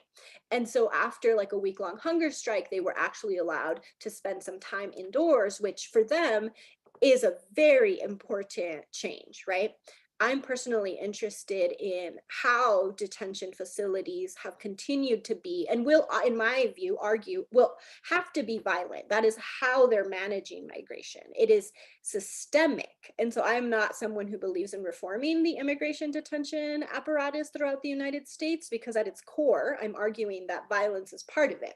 So we really need to think about a system and a world without migrant incarceration from my perspective, because you see conditions that I write about in 1945 continue to this day. So for example, I went to a protest at a facility in Seattle when I was a postdoc there a handful of years ago, and they were talking about how they like the people who were detained had a lot of ailments, and they would, advocate to see a doctor to get medical attention, and the only thing they were given is Tylenol, right? Which is all over my primary sources. That's something that's been happening for decades, is just giving away band-aids, right? So just trying to numb pain as opposed to actually provide care.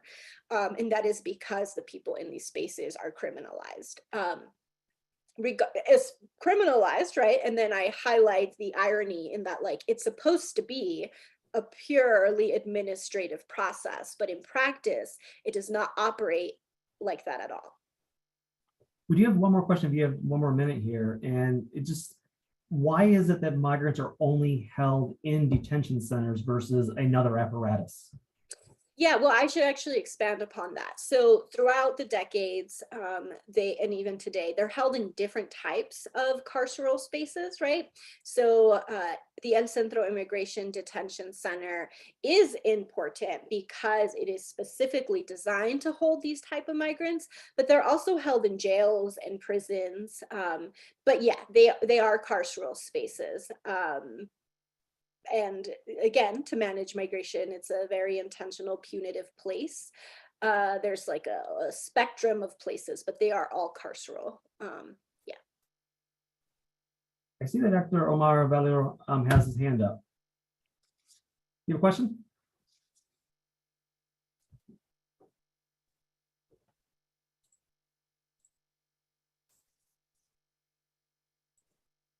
Perhaps That not. might have been an accident. Yeah, it was an accident. Sorry. No worries. Hey, Dr. Ordaz, thank you very much. That was very fascinating. We appreciate it very much. My pleasure. Thank you so much.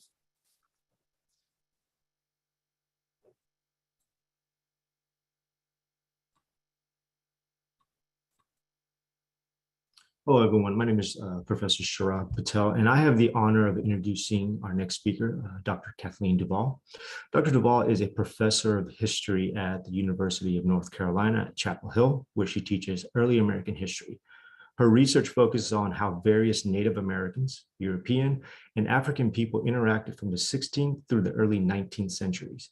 Her most recent book, Independence Lost: Lives on the Edge of the American Revolution, won multiple awards for its rich retelling of the history of the Revolutionary era as experienced by enslaved people, Native Americans, and women living on Florida's Gulf Coast. Dr. Duvall has also won the Guggenheim Fellowship in Humanities, a National Humanities Center Fellowship, and a postdoctoral fellowship from the Andrew W. Mellon Foundation. Dr. Duvall. Thank you very much, Dr. Patel. Thank you to the organizers. I'm so glad to be here with you. Can you hear me? Okay, great. I'm going to share my screen if I can. Can you see it? Can you see it correctly, do you think? Okay, great. Looks good. Mhm. Okay, good. In March 1781, a British-held colonial fort was under siege. Troops from the colonies and from Europe surrounded it by land, while French and Spanish ships were rushing to blockade the harbor and prevent British Navy reinforcements and supplies from coming to the fort. The British ultimately would lose and surrender the fort, and the loss would help to persuade the British to end the war, to stop fighting the American Revolution, and make way for American independence. Now, if you've studied the American Revolution from all that I've just said, this siege sounds like Yorktown, right? The battle in Virginia that helped to end the American Revolution. But this siege was actually 5 months earlier, and it took place in Pensacola on the Gulf of Mexico, in what's now the Florida Panhandle, close to Alabama. Even people who know quite a lot about the American Revolution probably don't know, most of them don't know, that some of its battles were fought on the Gulf of Mexico. This part of the war is less known because it was part of the war that was fought not between the British king, British Empire, and some of its subjects, but between the British and the Spanish. And it was fought in the borderlands between the British and Spanish colonies in North America. And also on Native American borderlands between Native nations. This siege of Pensacola was part of the American Revolutionary War that played out far from Yorktown, far from Boston taverns, far from Independence Hall.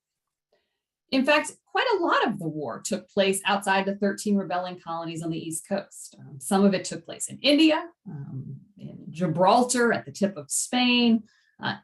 There was even a failed combined French and Spanish invasion of Britain itself during the American Revolution. And it's also true that the British fought several battles against Spain along the Gulf Coast and the lower Mississippi River from Pensacola to New Orleans.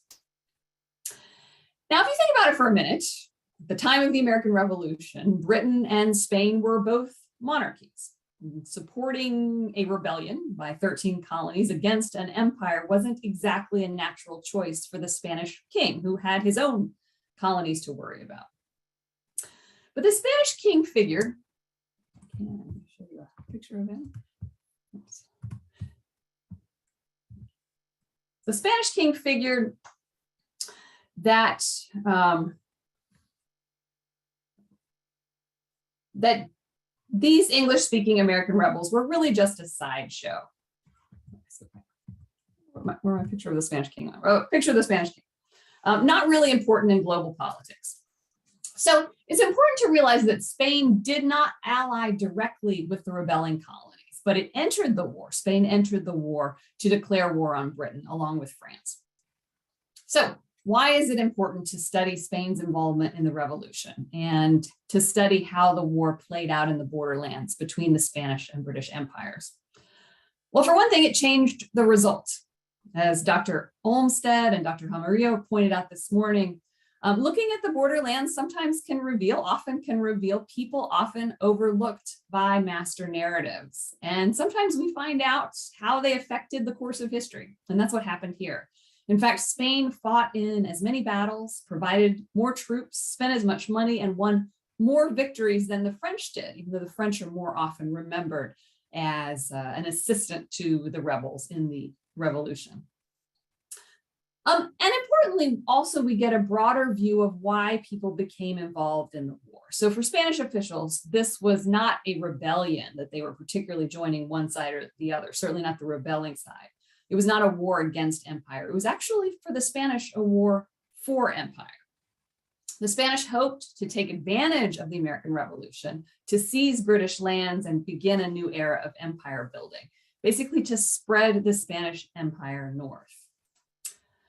And of course, the borderlands also show us a huge variety of people caught up in the war for various reasons. And it's a good reminder that people get caught up in wars for multiple reasons. There's never just one reason for wars. Indigenous nations fought on both sides of the conflict or tried to stay out of the conflict, as did enslaved and free Blacks, including on the Spanish side, not the British side. On the Spanish side, free Black regular army and militia troops. For all of the people involved in the war along the Gulf Coast borderlands, this was not a struggle against British political or economic tyranny the way it was in the 13 rebelling colonies. Here, in fact, the revolution was simply another one in a long line of colonial wars.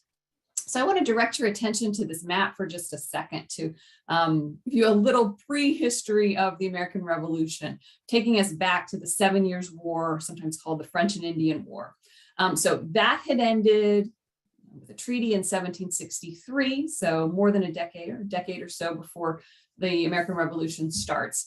And what happened before the 7 Years' War, France claimed at least a huge swath of the middle of the North American continent. So everything that's yellow and most of what's pink on that map was claimed by France as a huge colony of Louisiana. Not just, you may know from your US history textbooks that the Louisiana Purchase is that huge part west of the Mississippi, the yellow one here. But French Louisiana at the time of the 7 Years' War was actually also on the east side of the Mississippi. So a giant colony, at least claimed by France to be Louisiana.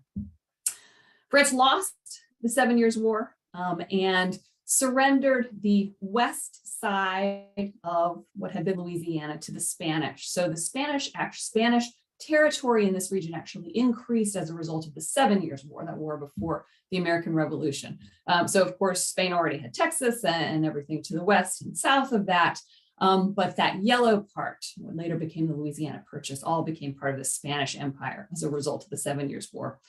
The eastern half went to Britain.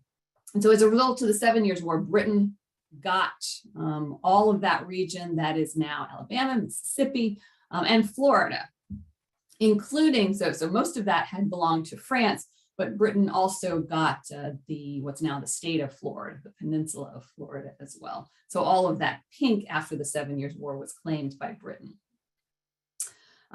Britain called the peninsula East Florida, and that stretch along the Gulf Coast, most of what we'll be talking about today, where these battles are going to take place, called that place West Florida. Now, these changes as a result of the 7 Years' War transferred power at colonial forts and towns, led to new maps being made, or at least recolored the way this one was. But in fact, on the ground, Native nations, indigenous people still controlled most of the land. If you look at this map, if you look below, you can sort of see the biggest part of it, the biggest fonts are what Europeans think about who this land belongs to. But if you look just another font smaller, those names are all the names of Native nations. So you can tell by this map, even though it's a completely European-made map, that most of the population, most of the power on the ground is actually Native. It's a map that's made in France, so those names are in French on the map.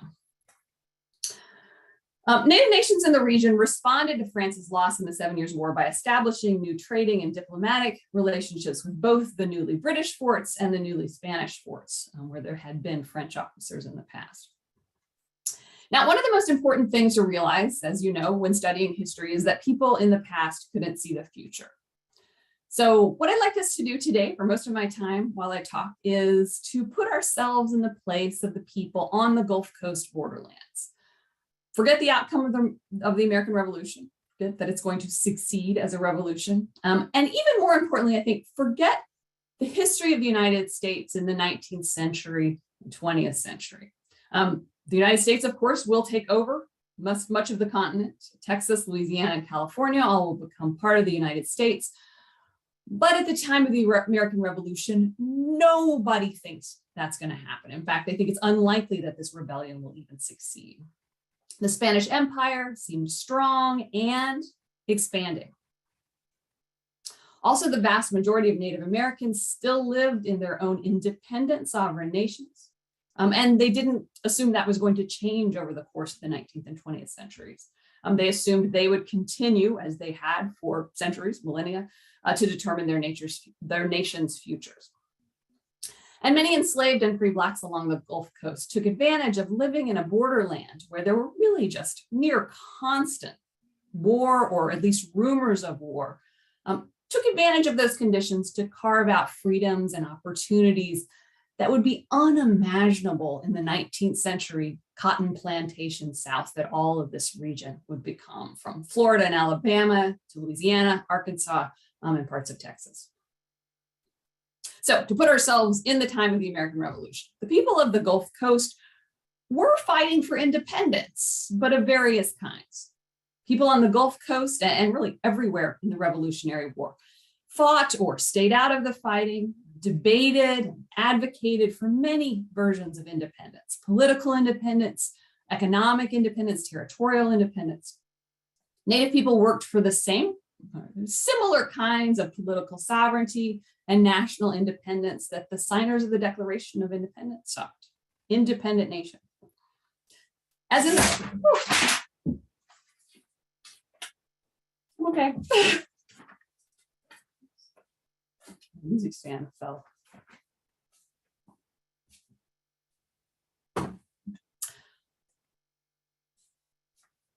As in the 13 colonies, people along the Gulf Coast also made decisions based on more personal definitions of independence, sometimes trying to protect their homes, their families from imperial tyranny, promoting economic independence based on land and trade. And some people's independence came at the expense of others, most obviously some people who held other people in bondage. So today I'm going to focus on 4 people involved in the war on the Gulf Coast borderlands. The larger book, the book that Dr. Patel mentioned, follows 8 people. I'm going to talk about 4 of them today. Spanish General Bernardo de Galvez, obviously, who fought on the Spanish side. A couple who were on the other side, British loyalists, Isabella and James Bruce, a married couple. They were inside Pensacola at the time of that 1781 siege. And finally, a native leader of the Creek or Muskogee Nation, who was also at Pensacola. So I'm going to start with Bernardo de Galvez. Bernardo de Galvez is a hero of the American Revolution. If you have any doubt, there you can see there's a statue of him near the State Department in Washington, D.C. There's a portrait of him hanging in the halls of Congress. Descendants of the Spanish and French troops who fought with him can be members of the Sons of the American Revolution. He's, by all accounts, included among the heroes of the American Revolution. But it's a little ironic because Bernardo de Galvez was not a revolutionary. He fought wholeheartedly in support of the Spanish Empire. Now, ambitious Spanish men had served their empire for nearly 3 centuries. So Galvez was following an old colonial tradition, but he was a new kind of officer. He was a man of the Enlightenment. He believed the future of the Spanish Empire lay in rational, even scientific governance. In the American Revolution, Galvez fought against the British Empire for the Spanish Empire. He and his king, the rest of the Spanish troops who joined the American Revolutionary War to support France and to take advantage of Britain's troubles, basically to win as much of the British Empire for the Spanish Empire as they could. There's King Carlos. From the beginning of the conflict, the American rebels tried to persuade Spanish King Carlos III, the King of Spain, to join them against King George. Congress sent diplomats to Spain. They adopted the Spanish peso as the American currency. As I mentioned, a revolution was very troubling to a king, but fighting the British was tempting. Spain had gained Louisiana in the 7 Years' War, but Britain's gains from that war had been greater. and Spain desperately wanted to get back East Florida, the Florida Peninsula, from Britain, as well as much of the continent and the Caribbean islands as possible. So even before the war broke out, Spanish Secretary of the Indies, Jose de Galvez, who happened to be Bernardo's uncle, sent spies to the British colonies to spy on both sides. One of these, a man named Juan de Miralles, he posed as a Cuban merchant in Philadelphia, just there to sell stuff, right? But in fact, he sent hundreds of reports on rebel activities before and during the war to the Spanish crown. Spain sent troops to reinforce Louisiana, this border with British colonies, and also sent agents to recruit native allies from the Great Lakes to Louisiana to Florida in case war broke out. And that Secretary of the Indies appointed his nephew, Bernardo de Galvez, as governor of Louisiana. As soon as he got to New Orleans, Governor Galvez began assisting the rebels. In spring of 1777, he sent the American commander of Fort Pitt on the Ohio Valley, on the Ohio River, munitions worth something like 70,000 pesos, quite a lot of munitions, along with a letter sort of telling him, keep Spanish assistance a secret because we're not officially at war with Britain yet. But in 1778, France entered the war on the side of the American rebels, and in 1779, Spanish King Carlos III followed up on his French alliance obligations, allied with France, and he also joined the war effort against Britain. So Spain's war aims in North America were, first of all, to keep Louisiana, keep the British from taking Louisiana, and also to keep Texas and Mexico and all the rest of the Spanish Empire, to regain East Florida, the Florida Peninsula, and to take West Florida, that place in between that had been French before the 7 Years' War. So take the Gulf Coast and as far north as possible. King Carlos ordered Galvez to march out of New Orleans and start taking British posts in West Florida. Now, when the rebel United States got the news, they were thrilled. Thomas Jefferson had recently been elected governor of Virginia, and he wrote Bernardo de Galvez that Spain's declaration, Jefferson wrote, has given us all the certainty of a happy issue to the present contest of which human events will admit. Jefferson cannot write a straight sentence, right? He's got to sound like Jefferson.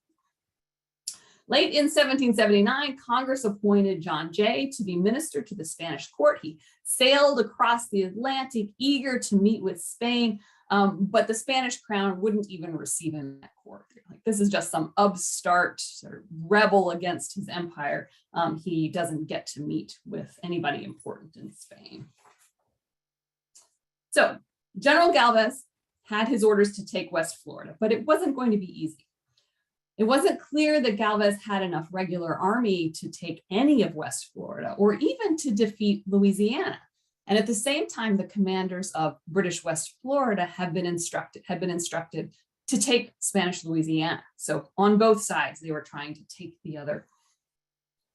The loyalties of Louisiana's colonial population were far from clear. Most of them were actually still French from the French period in Louisiana. Spain had set up schools to try to teach young men Spanish, but most Louisianans spoke Spanish poorly, if at all, and certainly did not identify themselves as Spanish. Just a few months before the war was declared, Galvez reported to his uncle that members of the New Orleans Cabildo, which was Louisiana's council, which Galvez wrote is composed of French individuals, maintains a spirit of rebellion and hatred for the Spanish nation, which they cannot hide. So Galvez is supposed to lead these Frenchmen, who don't like Spain very much, into war. So Galvez would need to persuade Louisiana's men and women, especially this French majority, that their own hopes for independence, for prosperity, lay in Spanish rule, not British rule. That if Britain took Louisiana, they would actually be worse off than under the Spanish. Galvez strengthened the militia, including the New Orleans Free Black Militia. He invited Chickasaws, Choctaws, and other Native American nations to New Orleans to urge them to join the Spanish side, or at least not to join the British side. And he married a woman named Marie Felice de Saint-Maxent, who was the daughter of a French merchant in New Orleans. In August 1779, Galvez addressed the inhabitants of New Orleans in the Place d'Armes in front of the Cabildo building, which is now Jackson Square in New Orleans. And Galvez told the crowd The mail had brought him an appointment as brigadier general, so promoted. And he said, Galvez said, to accept this new commission from the king, he would need to take an oath to defend the province, to defend Louisiana. But he told the crowd in good conscience, he wasn't sure he could take that oath. It's totally setting them up. The crowd starts to murmur, what does he mean? He can't swear an oath. Of course he supports the king. Isn't he young and brave? Galvez says, people of New Orleans, trust me, even without swearing an oath, I would shed the last drop of my blood in sacrifice for my sovereign. That's not the problem. Where he balked, he said, was in swearing to defend Louisiana, given the unfortunate state of the colony with the few troops that I have. It would be a hollow oath, he said, unless the people of Louisiana promise me to fulfill it. They took the bait. The speech worked. They showered him with effusive compliments. They assured him of their loyalty. And as he wrote his uncle, they almost carried me in their arms to the Cabildo, forcing open the doors without waiting for the keys. Inside, he wrote, they hailed me with the greatest acclamations of joy and promised me they would sacrifice their lives in service to the king and do the same with their property. So they'll help to fund the war as well. That's from the Cabildo. Galvez rode out of the city alongside his officers with his regulars and militia behind him, and they recruited more followers along the way in the French and indigenous communities north and west of New Orleans. And they had great success. Galvez's forces took Manchac on the border with British West Florida. They took Baton Rouge, they took Natchez, and in a siege in 1780, they took Mobile, what's now Mobile, Alabama. So their next target would be Pensacola, the capital of British West Florida. So I've talked about Galvez for a while. I'm going to shift. The other people I'm going to talk about, I don't have pictures of them. They are less well known. They did not have portraits made of them the way Galvez did. Next, I'm going to talk about Isabella and James Bruce. They lived in a British colony, West Florida, but it was not one of the 13 rebelling colonies. Talk over and over in this period about 13 colonies. In fact, the British Empire had about 26 colonies at the time of the American Revolution, only half of which rebelled. 26 from various colonies in Canada, through the Floridas, the East and West Florida, into the Caribbean, the West Indies. So James and Isabella Bruce were Protestant lowland Scots. Their ancestors had rebelled against the English crown like the American rebels, but it had been a long time ago. The lowland rebellions had ended with James Bruce's distant ancestor, Robert the Bruce, nearly 5 centuries earlier. So by the time of the American Revolution, by the 18th century, their families, these Scottish families, had long accepted being part of Britain. And the British Empire in the 18th century promised them, these Scots, promised them opportunities for economic and social advancement. The same kinds of opportunities that attracted hundreds of thousands of European men and women to the American colonies. James Bruce served in the 7 Years' War. He was sort of a low-level officer in the British Navy. And for his service, after the British won the war, he earned a land grant of 4,000 acres in Britain's new colony, newly acquired colony of West Florida. So it was a good opportunity. Across the empire, land was the basis of wealth and family independence. You couldn't just go out and get land in England. By the 18th century, it was even hard to get land in the established British colonies like Virginia or South Carolina. But the new colony of West Florida promised both land and security. The Choctaws and Creeks lived inland and allowed European development near the Gulf Coast. So the place that they would be moving to near Pensacola was not contested by Native nations. In fact, Native nations were paid, the Chickasaws and the Choctaws were paid by the British tribute, basically, for the British to be allowed to be there, as long as colonists respected their borders. Now, Spain had founded Pensacola in 1559, more than 2 centuries earlier, and had never made any money out of the region. But British leaders persuaded themselves that this was a new place for founding plantations for indigo, hemp, cotton, rice, and flour. And so for 5 years, James Bruce worked to build his business and prominence within these imperial dreams in West Florida before heading back to Scotland. Now, as a woman, James Bruce's wife is much harder to find in the documentary record. In many ways, we can really only guess at the details of her life before she married. Think about English-speaking naming practices. Women, when they marry, take the last name of their husband, and that disappears them in the archives often. If you don't know what their name was before they were married, you don't know anything about life before marriage. Her gravestone in Canada, which is where she died, says she was born around 1750. The daughter of Sir William and Lady Charlotte Sinclair of Dunbeath in Caithness, Scotland, which would put her in the same kind of Protestant lowland and sort of gung-ho with the empire by this period Scots. She and her family probably met James Bruce when he was back in Scotland on leave. As a landowner, he was a catch. Her family probably had considerably less money than it seemed from their titles. But marrying him would mean she would have to leave family and friends behind because his land was in West Florida. James and Isabella married and they boarded a ship for Pensacola. Now, approaching Pensacola at this time in the 18th century was probably a disappointment. The Bruces didn't write down what they thought about it, but another visitor who came to Pensacola in the same time period wrote, "Anywhere else that one might enter a port, he would be curious to see the city. Here, however, one could already see from the ship that this must be a miserable place." Getting off the ship did not make things any better. "The streets, if they can be called that," one arrival from Germany wrote, "are full of sand, in which one walks with sand, like the snow in Germany, over the shoes, and in summer so hot that the shoe soles and feet are burned." A British officer who was sent there to reinforce Pensacola in case of war with Spain remarked that the place, which is called the fort, is really just half a mile of ground in circumference, surrounded with a rotten stockade, so defenseless that anyone can step in at pleasure. Like, it's supposed to be a fort, but you can just walk in because there's so many places in it that aren't built. Nonetheless, by 1770, because of these promises of wealth and independence and opportunity, West Florida had nearly 2,000 settlers. The Bruces acquired land, and remember, these are plantations, right? So they bought human beings to work that land. These imperial colonialist dreams are completely tied up with slavery here in West Florida. Like most ambitious colonists, in one way or another, the Bruces would build their fortune on the backs of enslaved men and women.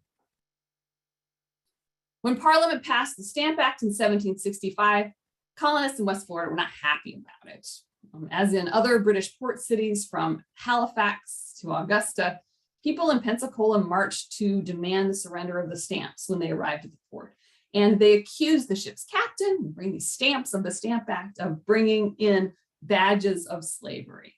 Now, it seems like a ridiculous thing for people who hold other people in slavery to say they're being enslaved by the Stamp Act, right? But it's actually an extremely common way of using language for people who, in their daily lives, in their own practices, practice enslavement and can seize on the way that they treat people as sort of what they see as the worst kind of thing that could happen to them. What they certainly exaggerate to say the British Empire is doing to them by making them pay a tax.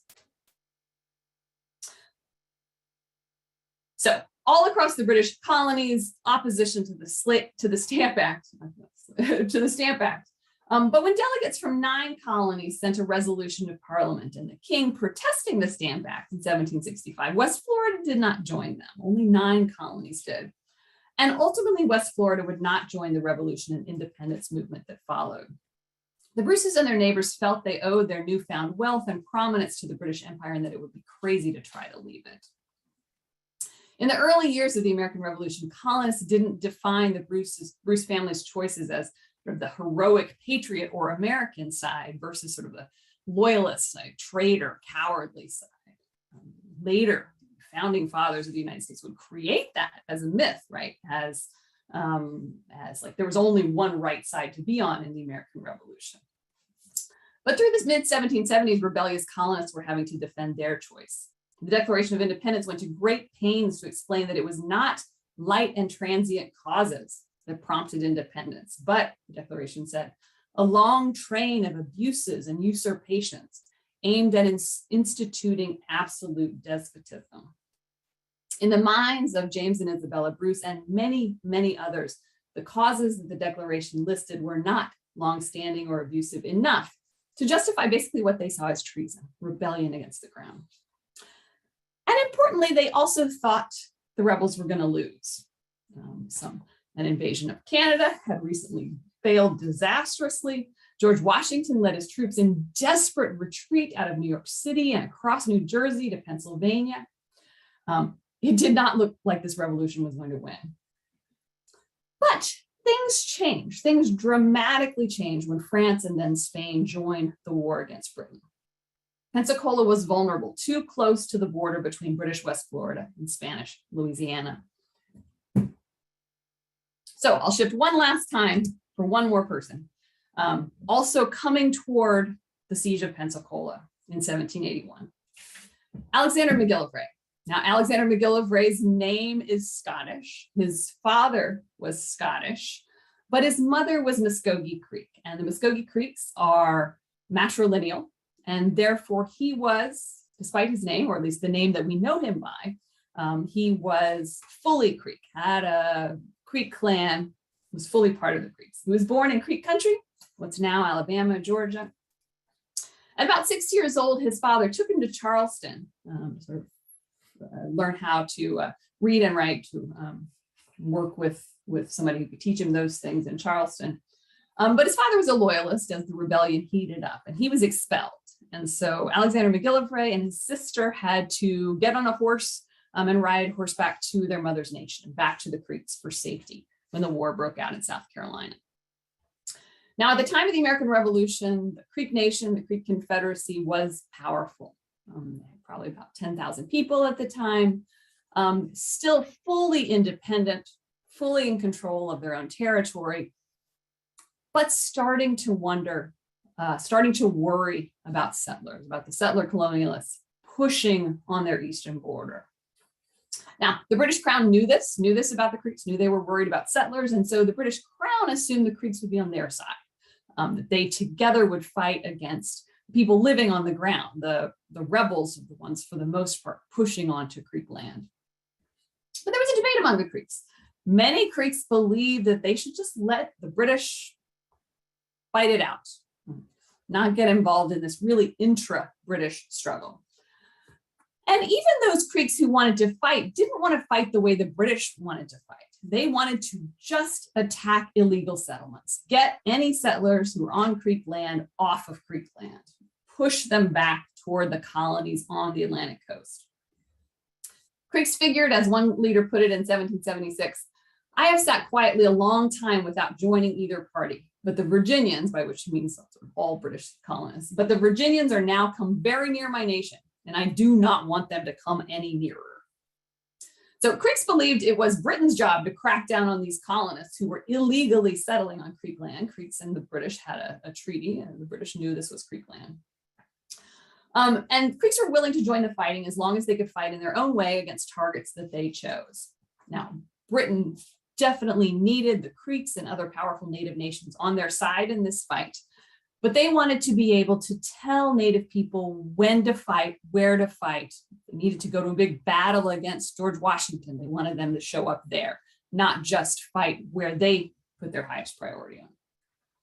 Now, MacGillivray was one of the Creeks who really did want to fight in this war. He believed that the British Empire could best protect Creek independence against these encroaching colonists. And he was a young man who wanted to use this war to forward his own ambitions, to get experience as a warrior and as a war leader.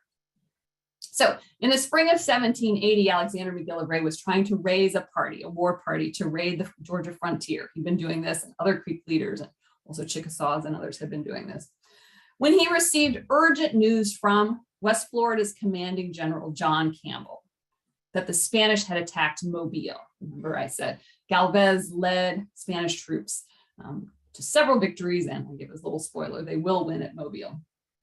So General Campbell, British General Campbell, asked MacGillivray to send help, send Creek fighters as soon as he could. Now, it was a harder sell getting Creeks to fight Spaniards than Americans. Spaniards weren't the problem. They weren't settling on Creek lands. It was US settlers, these British settlers who were settling on Creek lands.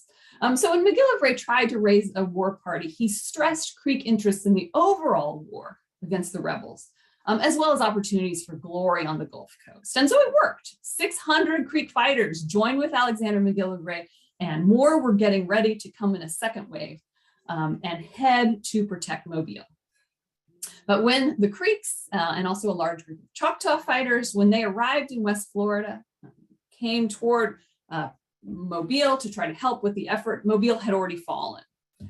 So they still expected to be able to be received in Pensacola, to ride to Pensacola and to have General Campbell receive them with gratitude, praise them as loyal allies, host them with a meal and a formal ceremony, and send them home with supplies for their families. Instead of doing all of that, Campbell gave them nothing and told them he was too sick to even meet with them. Any diplomat would know that's the worst thing you can do. The warriors returned home talking about how incompetent the British were. And soon Creeks, as well as Choctaws and Chickasaws, sent word to Bernardo de Galvez that they were frustrated with the British and considering severing ties with them. Delegations traveled to Mobile, now that it was under Spanish control, and also to New Orleans to conduct diplomacy and receive supplies from the Spanish. Now, it's important to realize they weren't like shifting loyalty from Britain to Spain. Creeks are loyal to the Creeks. Choctaws are loyal to the Choctaws. They were using the Spanish-British rivalry to whatever advantage they could. Now, General Campbell kept making things worse. 3 times he heard rumors that the Spanish were coming to attack Pensacola, and he called the Creeks and other native allies to help. But then it turned out it wasn't true. He had to send word that they shouldn't come. He didn't send anything to repay them for their bother, barely thanked them. The British Indian Affairs official, who was also stationed at Pensacola, wrote, "Campbell does not understand anything of Indians or their affairs. He thinks they are to be used like slaves, or a people void of natural sense." In fact, the Creeks, the Choctaws, and the Chickasaws, these were powerful allied nations who needed to be courted and persuaded to align their foreign policies with that of the British. As a result of the delays and of Campbell's bumbling, most of them decided to let Europeans fight their own battles.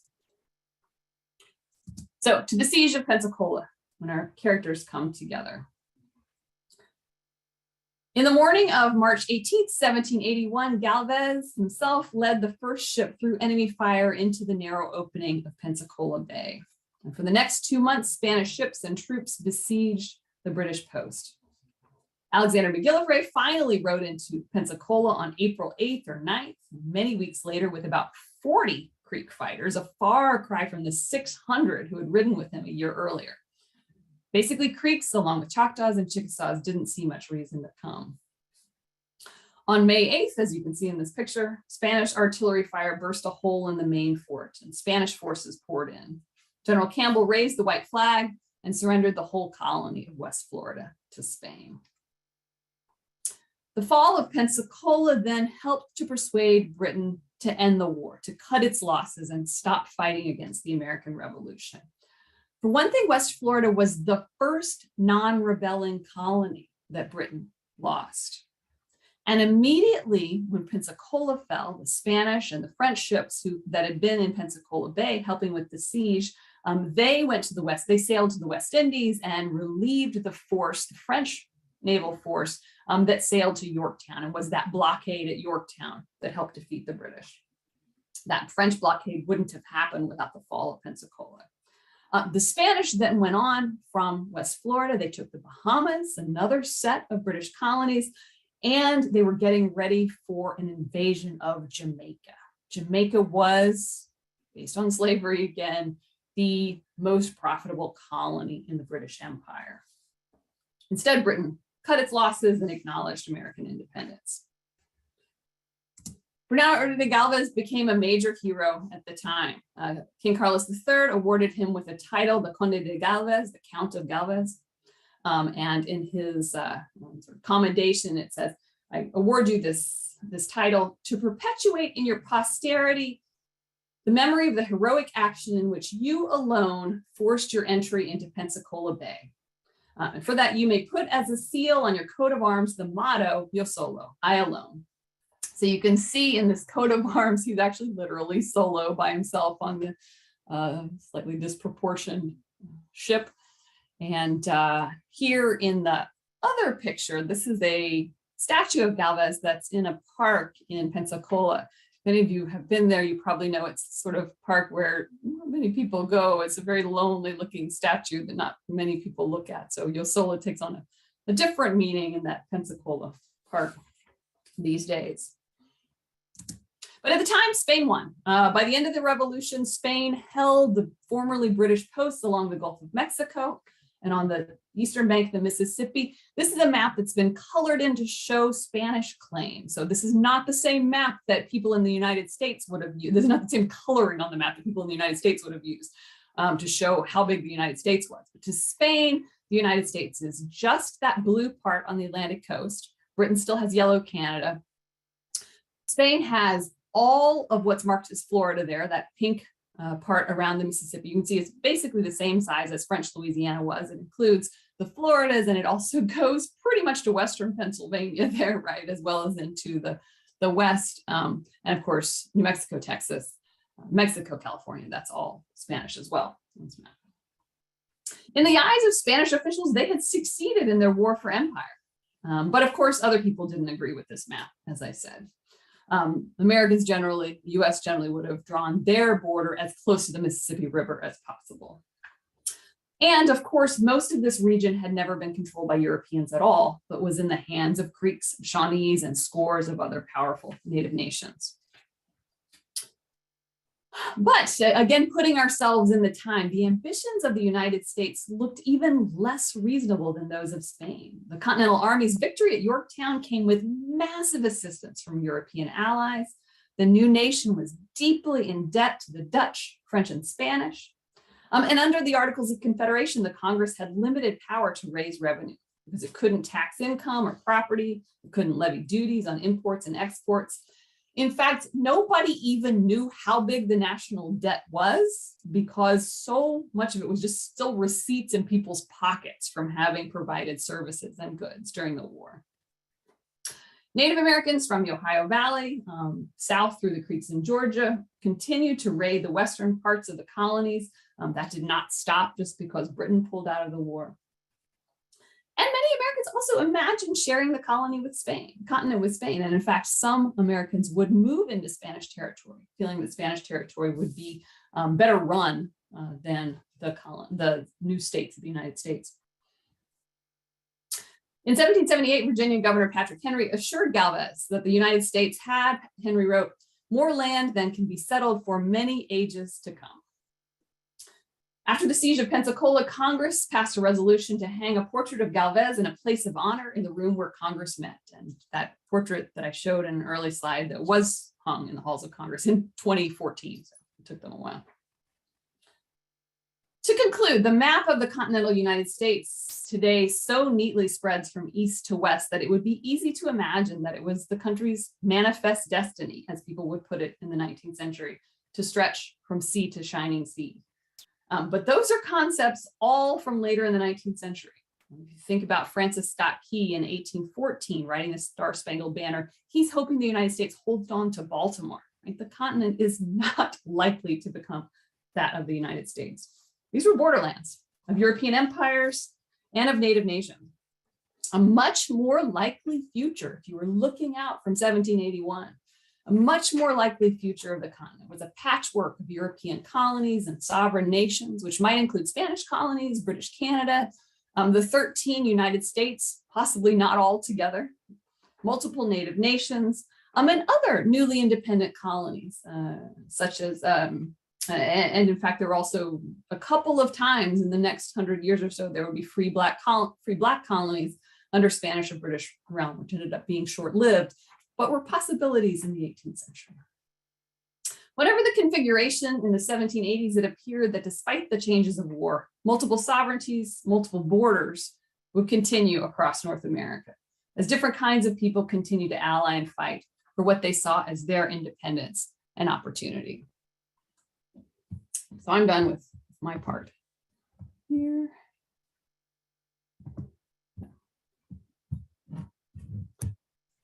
Thank you very much, Dr. Duvall. We do have a few questions here, and I apologize. Something went wrong with my internet. It got cut out, and so I can't see the Q&A questions. The screen is just blank. But I did have Jeremy chat me directly to what the questions are. So the first question is related to the siege in Pensacola. Who fought in the siege of Pensacola in 1781? And what is the siege of Pensacola's relevance in terms of the American Revolution?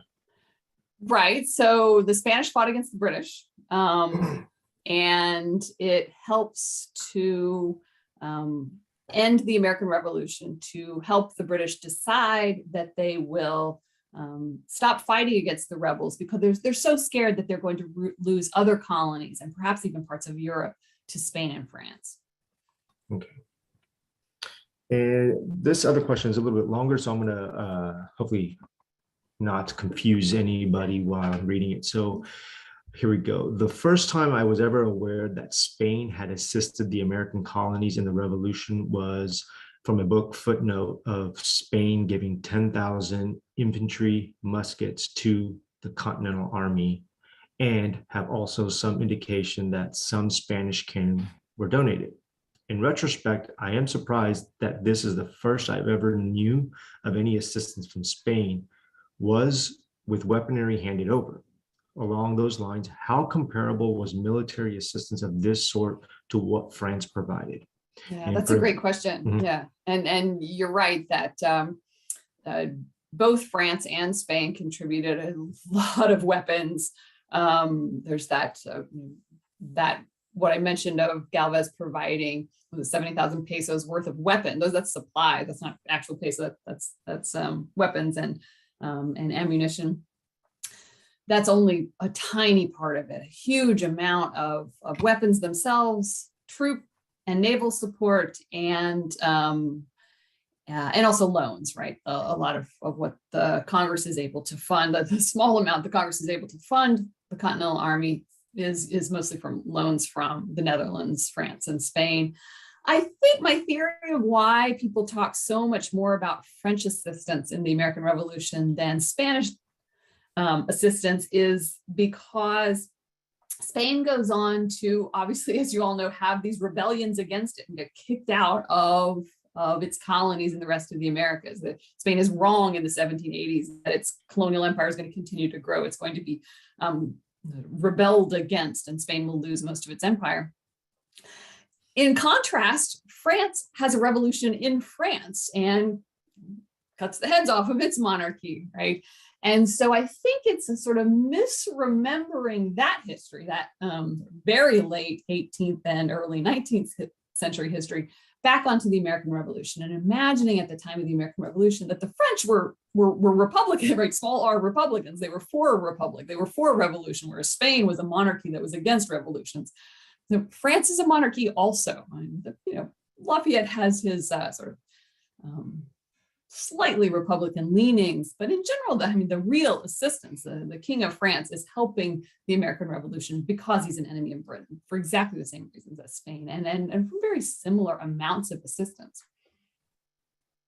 Thank you.